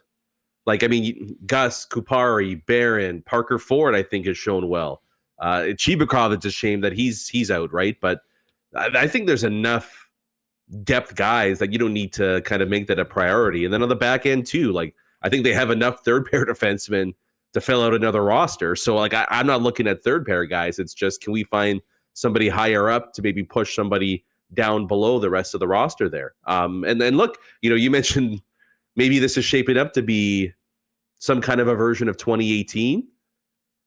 The fourth line for the Jets that year was Brian Little, a young, exciting Jack Roslovic, and it might have been, depending on what the lineup was, either Kopp or Tanev, right? Like there was Lowry, Armia as part of the third line. Like that team was so loaded.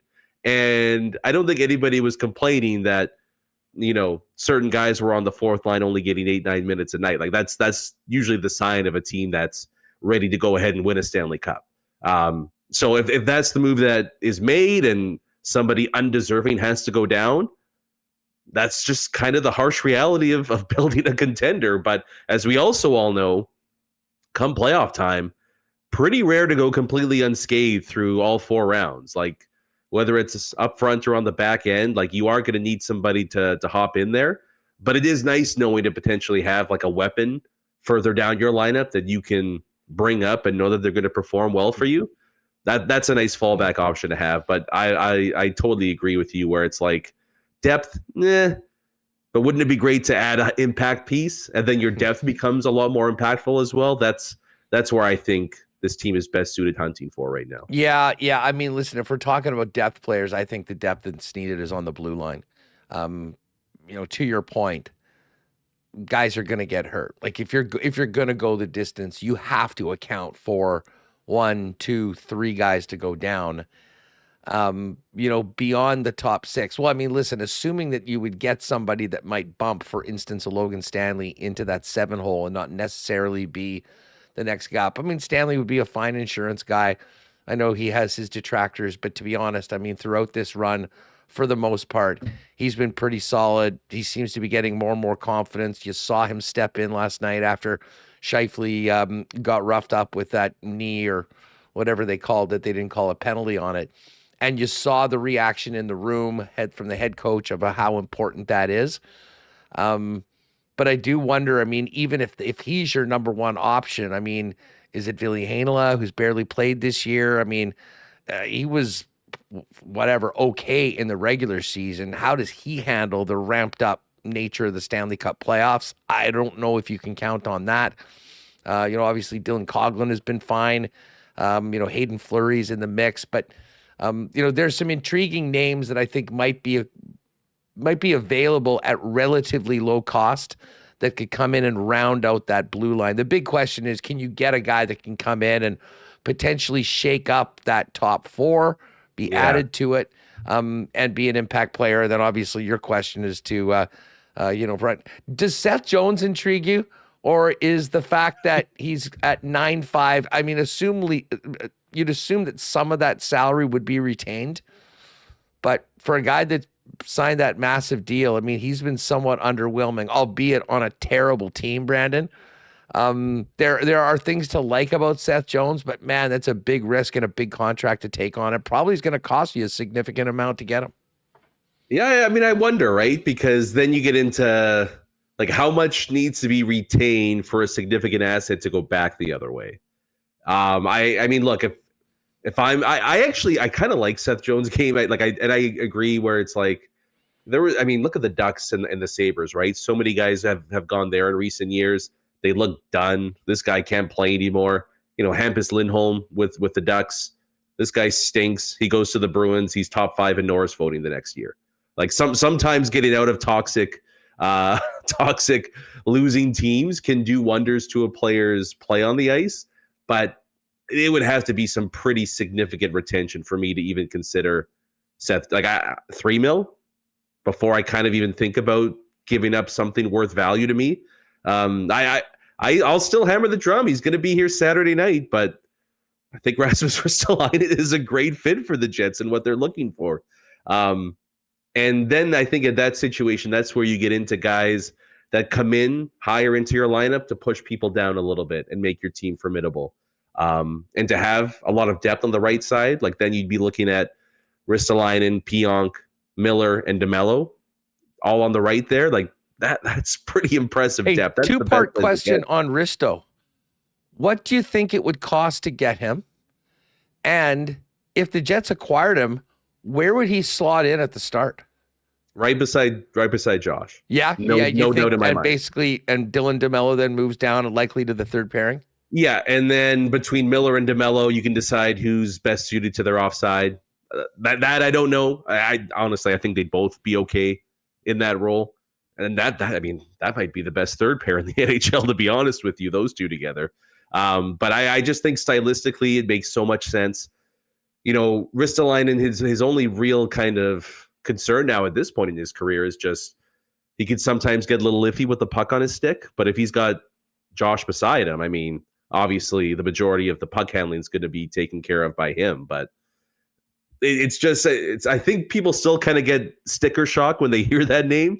But it's been a long time since he's been Buffalo. Like the Sabres stink has worn off him. He's a player. He's getting better at the age of 30. Like, I don't know. I'm a big fan of his game. I'm surprised that there hasn't been more. I guarantee you've watched a hell of a lot more of him than pretty much everyone with a take on social media. Yeah, unfortunately. But I think he's a legit top 4 impact right shot defenseman. And you see guys like Cody Ceci gets traded for pick after pick after pick wherever he goes and just tanks whatever pairing he's on. Yet teams are hesitant on Ristolainen when he lives up to his salary and he's a big, mean, right? Like he seems like he would tick off all the boxes, but I just wonder if his past reputation is kind of hampering teams from maybe going all in on him. So I think he's a great I think fit. you make a great point. Like, listen, the discourse on social media is not reality for National Hockey League general managers. I mean, they pay scouts to look at these guys game after game after game. They've got all the tape. I mean, these aren't unfounded opinions. Yeah. They'll know whether a guy has resuscitated his game. And by all accounts, that's exactly where Risto is. And to your point about term, I'm not sure you could have a better contract coming in. 5.1 for 2 more seasons. I mean, it's a good, fair number. You're getting really prime years of his career without taking on 4, 5, 6 years that could be problematic later on. I mean, I don't disagree with you, man. That would be a fit. But what do you think it would take to get him out of here, out of Philly and to the Jets? Like, what cost would be looking at? Yeah, like first round equivalent, whether that be. I've said from the start I think it's going to be a 2026 first round pick that somebody gets him for. So I like either the pick or a prospect that's equal in value to that. I don't think the Flyers really care all that much. So it would just depend on the team and maybe which prospect they like the most. But I think that's all it is, and that's not an outlandish ask. It seems like teams right now are kind of, dipping their toe in the water and scoffing at that first round ask. But again, like if you took the name away and just said, hey, would you like a guy that plays 22 minutes a night, 6'4", 220, right shot, mean, nasty, physical, and he's running the first power play right now on the team he's on?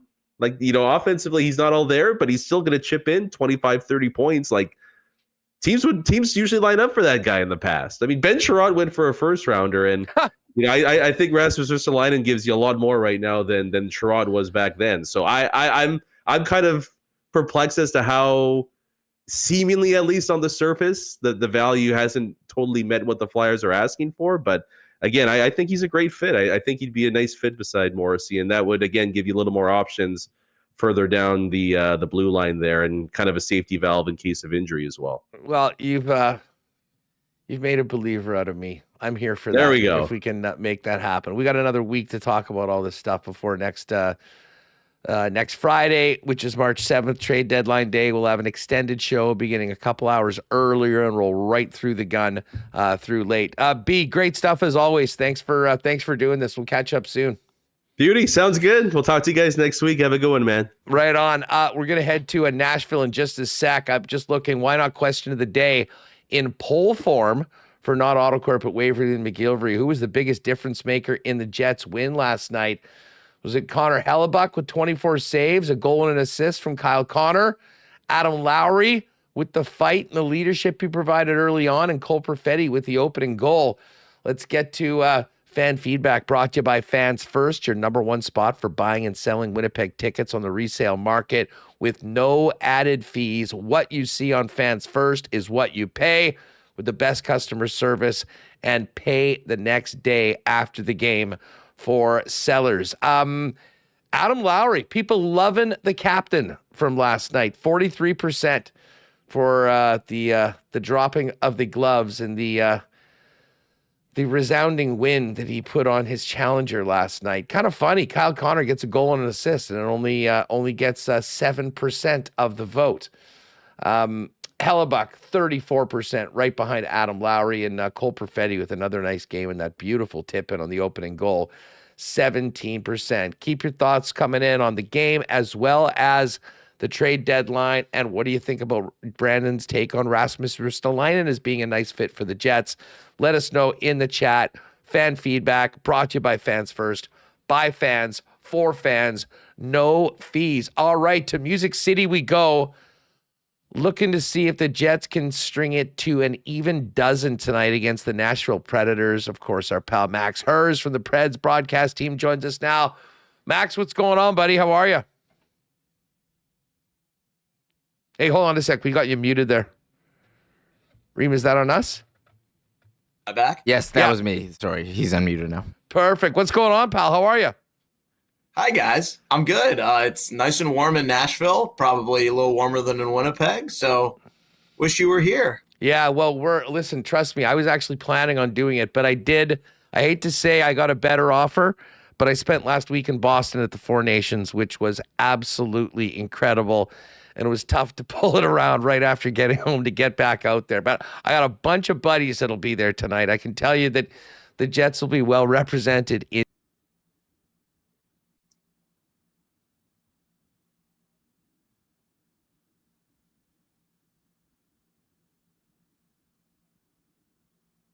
heard Andrew Brunette on this morning on the radio in Nashville with Robbie and Rexro, just talking about where they're at right now going into next week. Considering the situation it's in, they want to be buyers. Unfortunately, they are sellers. What's the mood around the team right now, knowing that there's plenty of uncertainty for the next 8 days until the trade deadline?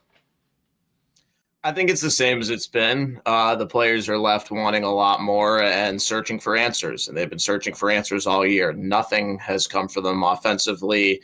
There have been maybe a couple of weeks where things have gone right, but other than that, nobody's been making plays. There have been no breaks from the beginning of the year. And recently, the defense has gotten really thin, too. Roman Josi took a dirty hit on Tuesday night from Sam Bennett. He got boarded. Josi is out for at least tonight. I would imagine it's going to be longer, but we still don't know that for sure. And, Jets fans tuning in to watch this game, you're going to see a decor that even before the trade deadline looks like an after the trade deadline type of decor from a selling team. So it's been a lot of roster turnover. They've used 13 defensemen. They've used 30-plus players this season.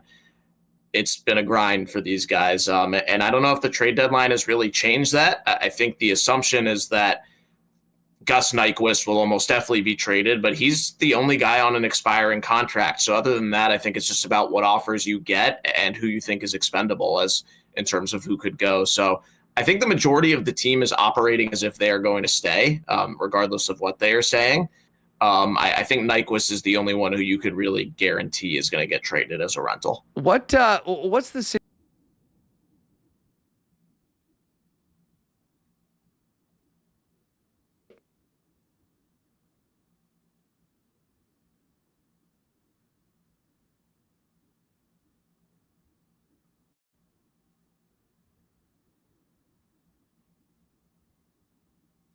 Yeah, Barry Trotz has spoken publicly and said a lot of teams have asked about him, and I think it's going to take a king's ransom. He's got 2 years left on his contract. He's a guy who the Preds want to continue to be part of their leadership core, and I think he's one of the most valuable players on the team. So I think it's going to take a huge haul to get him traded, and the thing that I think about in terms of that is, what would the Preds want for him? Because the Preds already have 3 first-round picks this year. They have their own, which could be as high as top 5. Then they have 2 late first-rounders from the Lightning for Tanner Jeannot and from the Golden Knights, which came from the Sharks for Yaroslav Askarov. So they've already got 3 first-rounders. Like, if the Jets want O'Reilly, do they want the Jets' first-round pick this year? Probably not, because they're already going to have 2 picks in the 20s in this draft already. So I think it would take kind of a creative combination or maybe a big prospect from some team or the other one. And obviously this is not a partner that makes sense for really any of the Preds players. Someone like Dylan Cousins, I think, could be considered as someone who the Preds could want at this deadline. Sounds like Casey Middlestat may be shopped to by the Avs, but I think it's going to take somebody like that. They really need a young NHL center who they can stick with long term. And I think unless they get that or a guarantee of a really high pick or a really high prospect, I think O'Reilly stays. You know, you make a great point about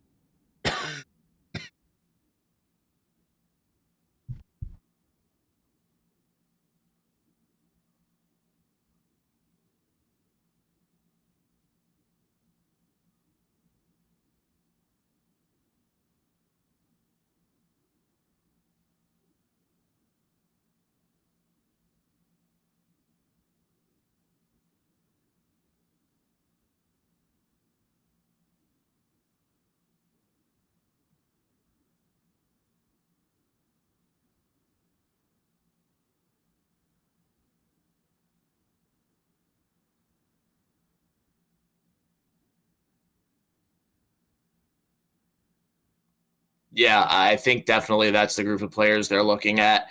And I think once the Preds know where their pick is this season, too, they're third to last right now in the overall NHL standings. Obviously, the lottery is the lottery. The Blackhawks are the Blackhawks. You're never going to expect to have a top pick until the Blackhawks lose the top pick, with the way things always go with them.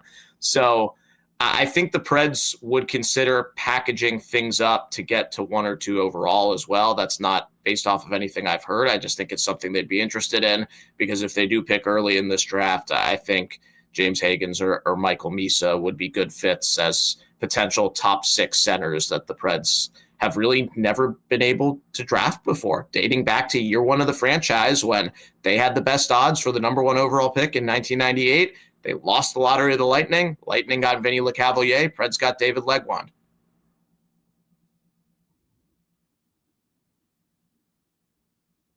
these guys are used to winning. They're used to being.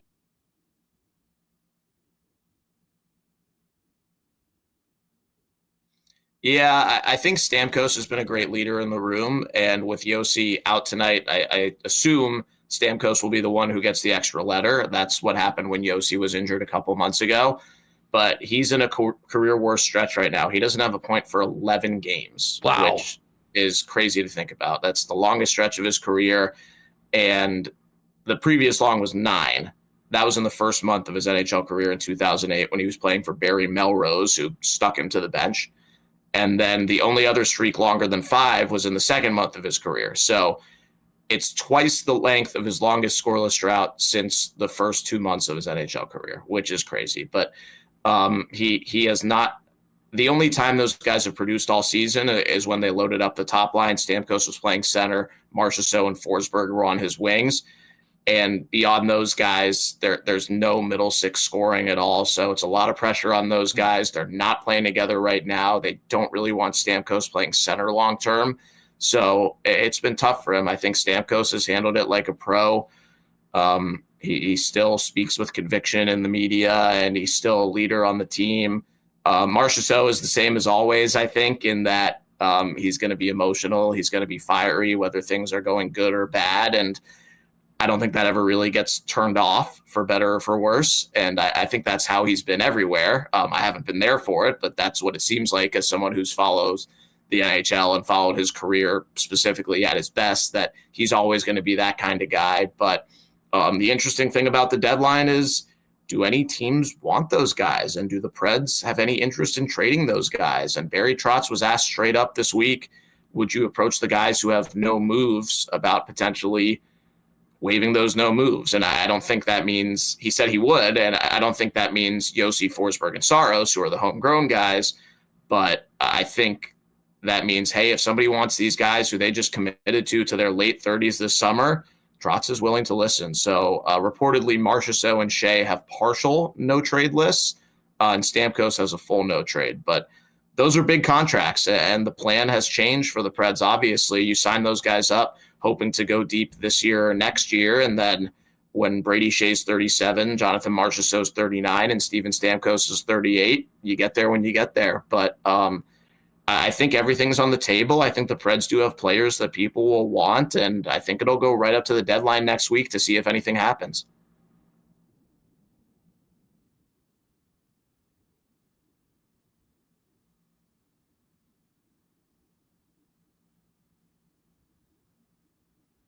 Yeah, guys, my pleasure. Enjoy the rest of the season if I don't talk to you again. Our pal from Nashville, part of the Preds broadcast team. 7 o'clock puck drop tonight at Bridgestone Arena. And, of course, we'll be watching it tonight down at the Manitoba Sports Hall of Fame for our Whiskey Fest event, the Maker's Mark Masterclass. Looking forward to seeing everyone that jumped on tickets for that. We'll actually have a little bit more information about that, as well as a really cool auction in support of the Manitoba Sports Hall of Fame in just a minute when John and Paul jump on the program with us. Hey, if you're not with us tonight down at the Manitoba Sports Hall of Fame, the next best place to be your local Boston Pizza. Man, the BP lounges have been rocking for Winnipeg Jets games all year long, and why wouldn't they when the team wins just about every night? If you're looking for a great spot to see the Jets hopefully put up number 12, make it your local BP. Pick a player early on for your table, and if they score, you'll get a chance to spin the BP prize wheel. And, of course, you can be guaranteed of ice-cold schooners, world-famous BP wings, gourmet pizzas, and more. And, of course, if you are staying at home tonight, you can get it hot and fresh to your door by ordering online at bostonpizza.com. And, hey, lots of talk about the upcoming trade deadline, so maybe you want to hold off on that new Jets jersey at Royal Sports for the next week or so, just to see where the dust settles. But as we get ready for the playoffs, your Winnipeg Jets gear headquarters is at Royal Sports with the biggest selection in town. All the jerseys customized with your favorite player's name and number. Hoodies, hats, toques, scarves, Q-zips, golf shirts. If it's Winnipeg Jets, they've got it at Royal Sports, and tons of really cool one-off exclusives in the hat department with the collabs they did with New Era. Make sure to check out that hot wall when you're there. While you're there, new Bomber gear coming in for the new season, the biggest hockey section in town, and tons of cool stuff on the Kings skate, snow, and surf side, including a brand new delivery of Yeti coolers, many of them in Winnipeg Jets colors. It's all waiting for you at Royal Sports, 750 Pembina Highway. Check them out on Instagram at Royal Sports Winnipeg for the latest merchandise drops and sale information. Of course, the Jets are back at home on Saturday night against the Philadelphia Flyers. Just talked to Brandon about that. And we'll get a chance to see Rasmus Ristolainen in person. And, of course, another game against the Flyers next week on the road. And then, of course, the deadline on Friday. Of course, tickets available for Saturday night's game. Other games in March, a huge tilt on a Friday night against the Dallas Stars on the 14th. The Rangers coming to town on the 11th. And our final WST game is March 28th against the New Jersey Devils. Now, we just sold out of tickets for that. So if you click on the link right now, there's nothing available. I have put in a request to get another dozen or 20 seats added. Hang tight on that if you're wanting to join the WST group for our final game of the year. Hopefully in the next day or so, we'll have more ticket inventory. And as I said, jump on those before they are gone.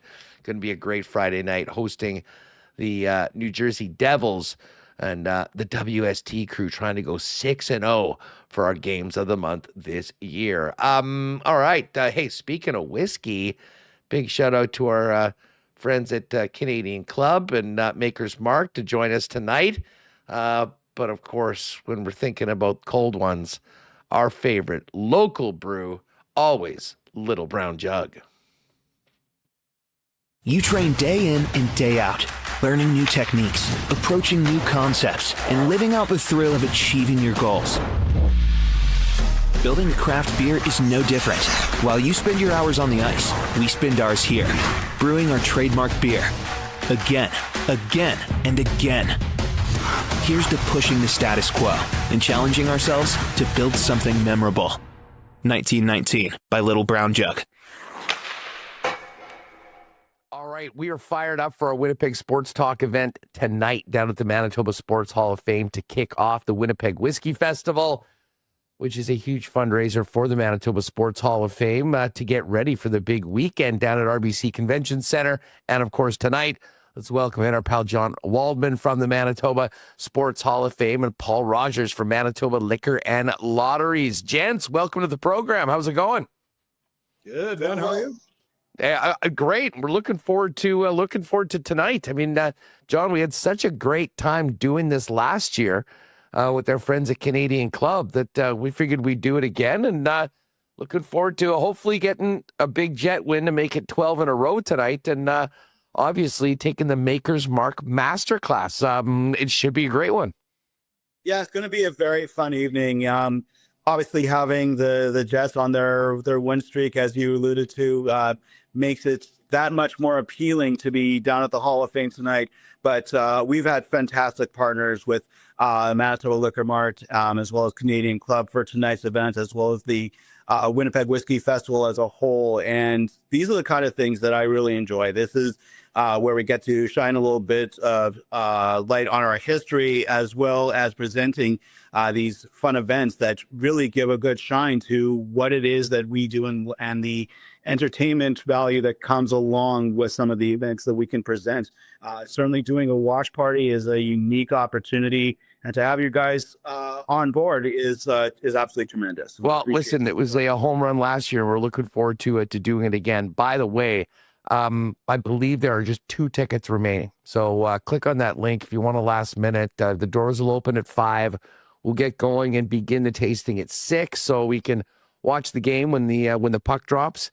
It should be great. We'll have the link in the description of this video, and maybe you can throw that into the chat too if someone wants to jump on it late. No, there's a couple other things in and around for the Hall of Fame that I want to get to, but Paul, this is a huge event. It's even bigger and better this year with the move to the RBC Convention Center.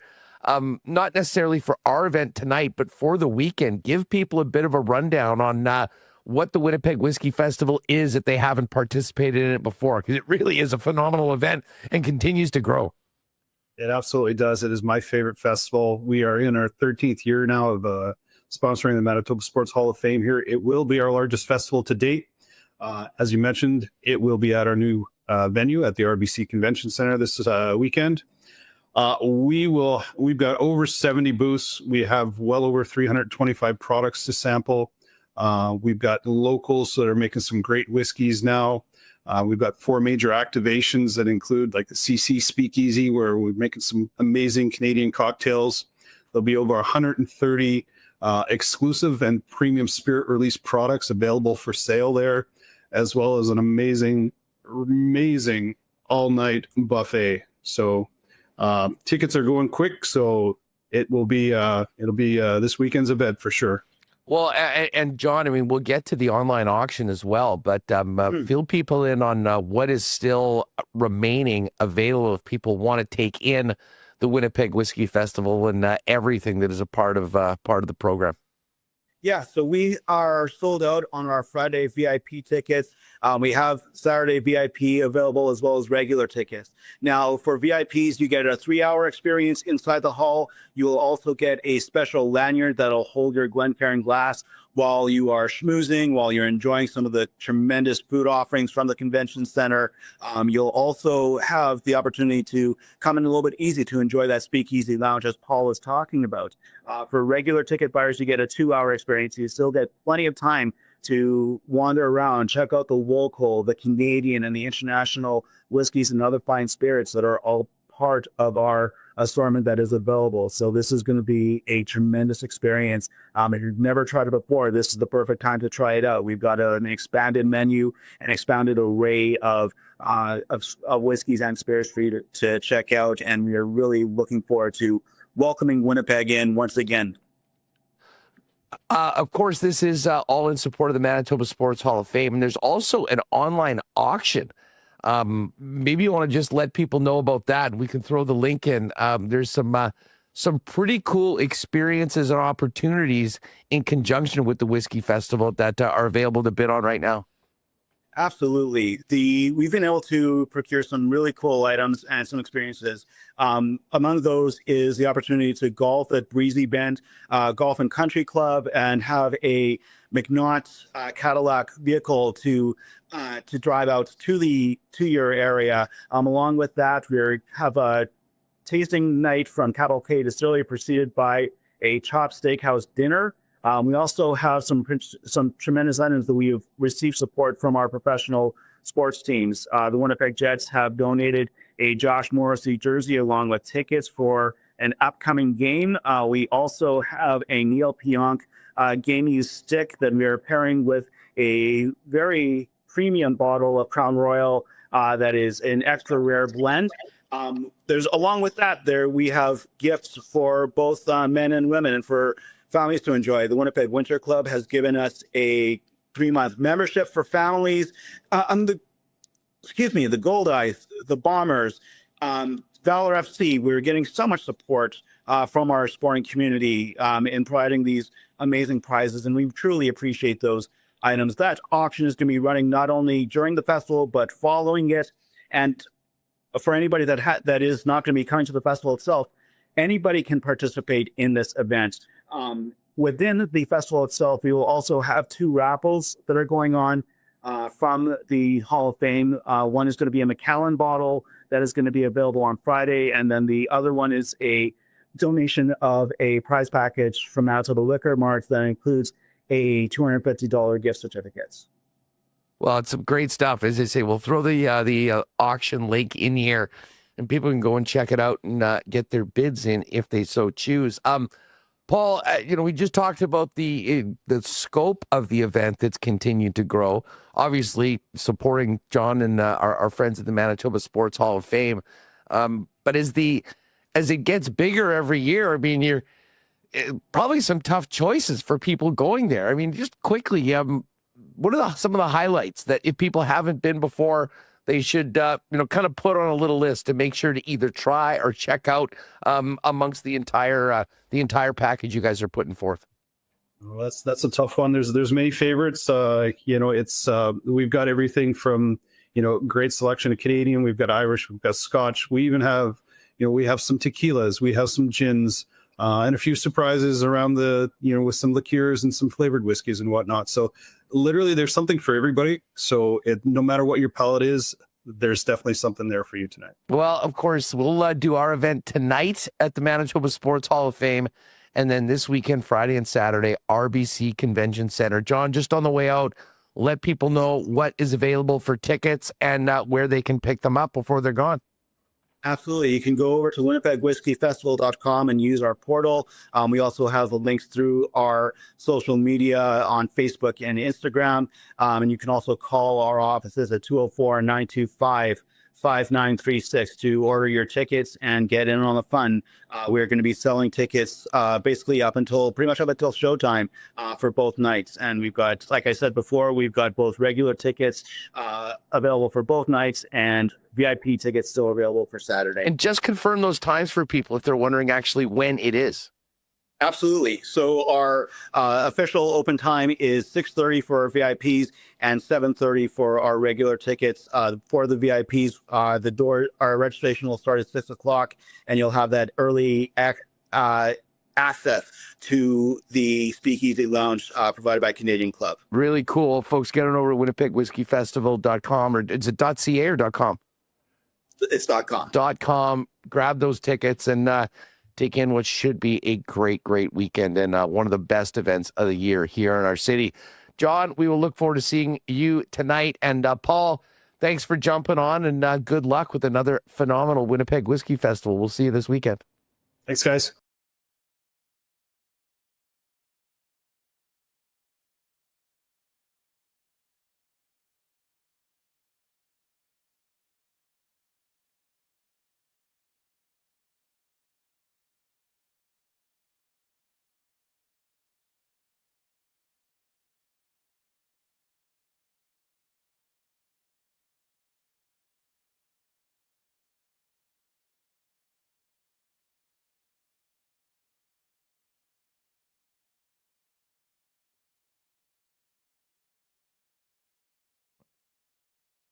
All right, good stuff. And again, looking forward to seeing you all tonight at the Manitoba Sports Hall of Fame. Again, I know the tickets say 5. The doors open at 5.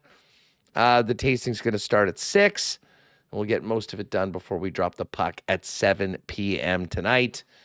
And you can click that link. And if there's the final 2 tickets are still available, jump on them if you want to join us downtown tonight. All right.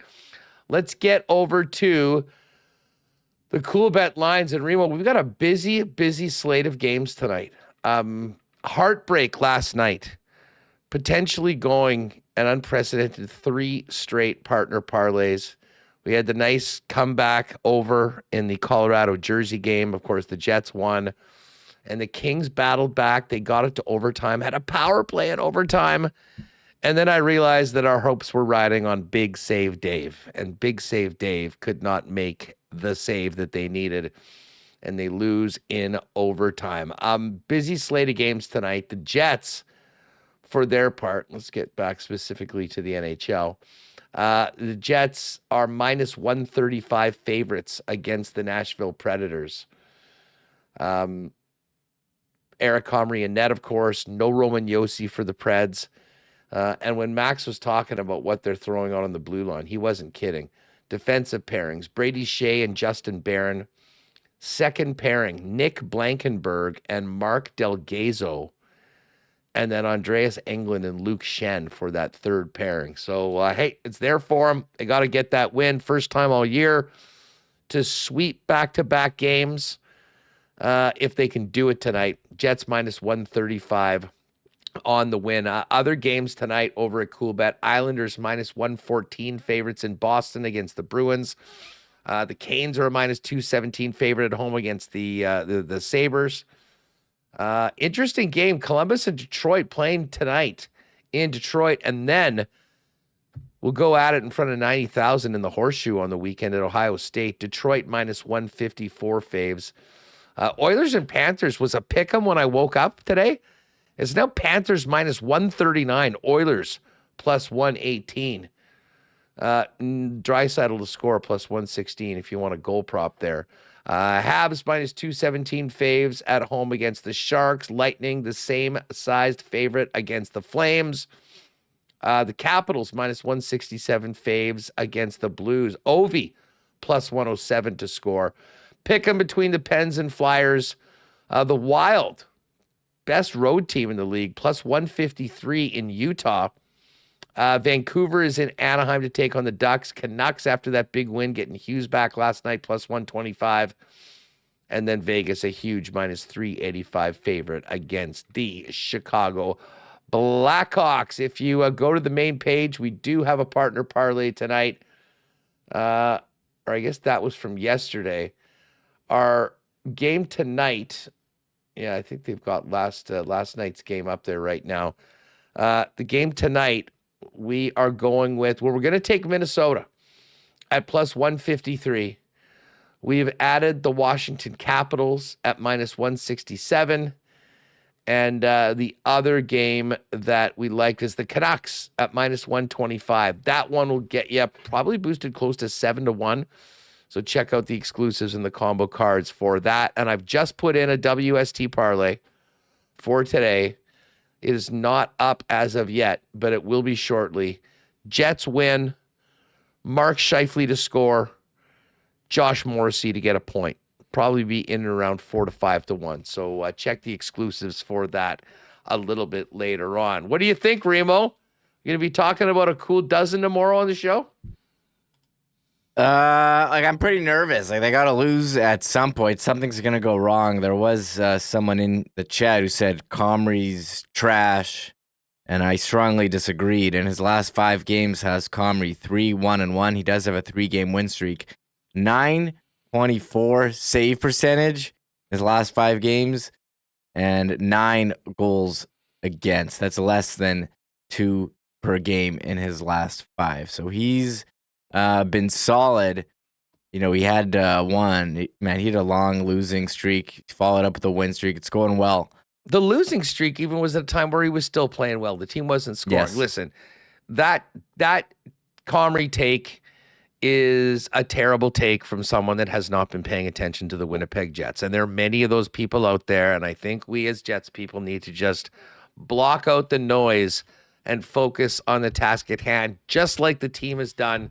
As I said to the guys in the lock shop today, you can doubt the Jets, you can disrespect the Jets. Don't worry, no worries here. You'll have to deal with the Jets at some point, and no one's been dealing with them very well right now, and we'll see whether the Preds will be that team. The Jets did lose earlier this season in Nashville.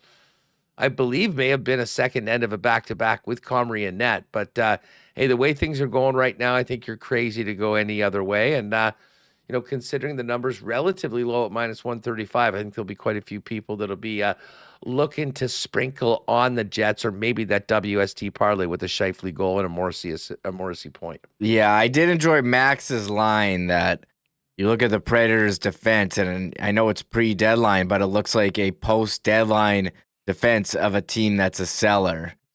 And your top pair is Shea and Barron. Man, second pair, Blankenberg, Del Gazo, and Luke Shen on the third pair with Andreas Englund. Not great, and I mean, down the middle has been a concern for them all year. Ryan O'Reilly's your number one. You got Svechkov, Novak, and McCarron. This is not a great roster, and it was amazing to hear all the injury problems from Max that Nashville has had and the number of players that they've had to shuffle in and out. So this is a really good opportunity to extend the win streak to 12. They are minus 135 favorites. I got Money Puck up 53.7% chance. So I think going against them, they're on a back-to-back and no Hellbuck, so you never know what's going to happen. But this could be a good opportunity to see, hey, could make it 2 in a row on the second of a back-to-back. So first sweep of back-to-backs this year. We haven't seen that yet from the Jets. No, again, they won the second half of the last back-to-back in Colorado. It's been a little while, but they lost that first game to Nashville. So time to get a win against the Preds tonight. If they can do it, we'll be talking about a franchise record 12th straight tomorrow. And, of course, we'll be getting ready for a quick one-game return to home for a Saturday night tilt with the Philadelphia Flyers. The partner parlay's up, by the way. Capitals, Wild, Canucks, boosted all the way up to plus 725. So I'm in on that. You can jump on that if you want. Some other, we got the Super Boost tonight, which is I'm going to have to get in on this. A McDavid point and a Scheifele point, boosted to plus 110.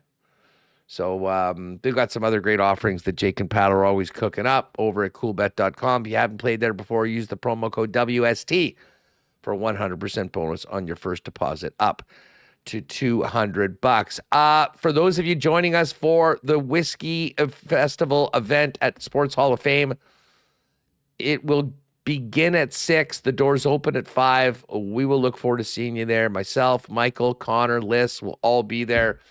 Great crew of WSTers that I know of that are going there, and hopefully a few others that I don't know of. So that is going to do it for us. Thanks to Max for jumping on. Of course, John Waldman and Paul from MLCC for jumping on with us, or Manitoba Liquor and Lotteries, I should say.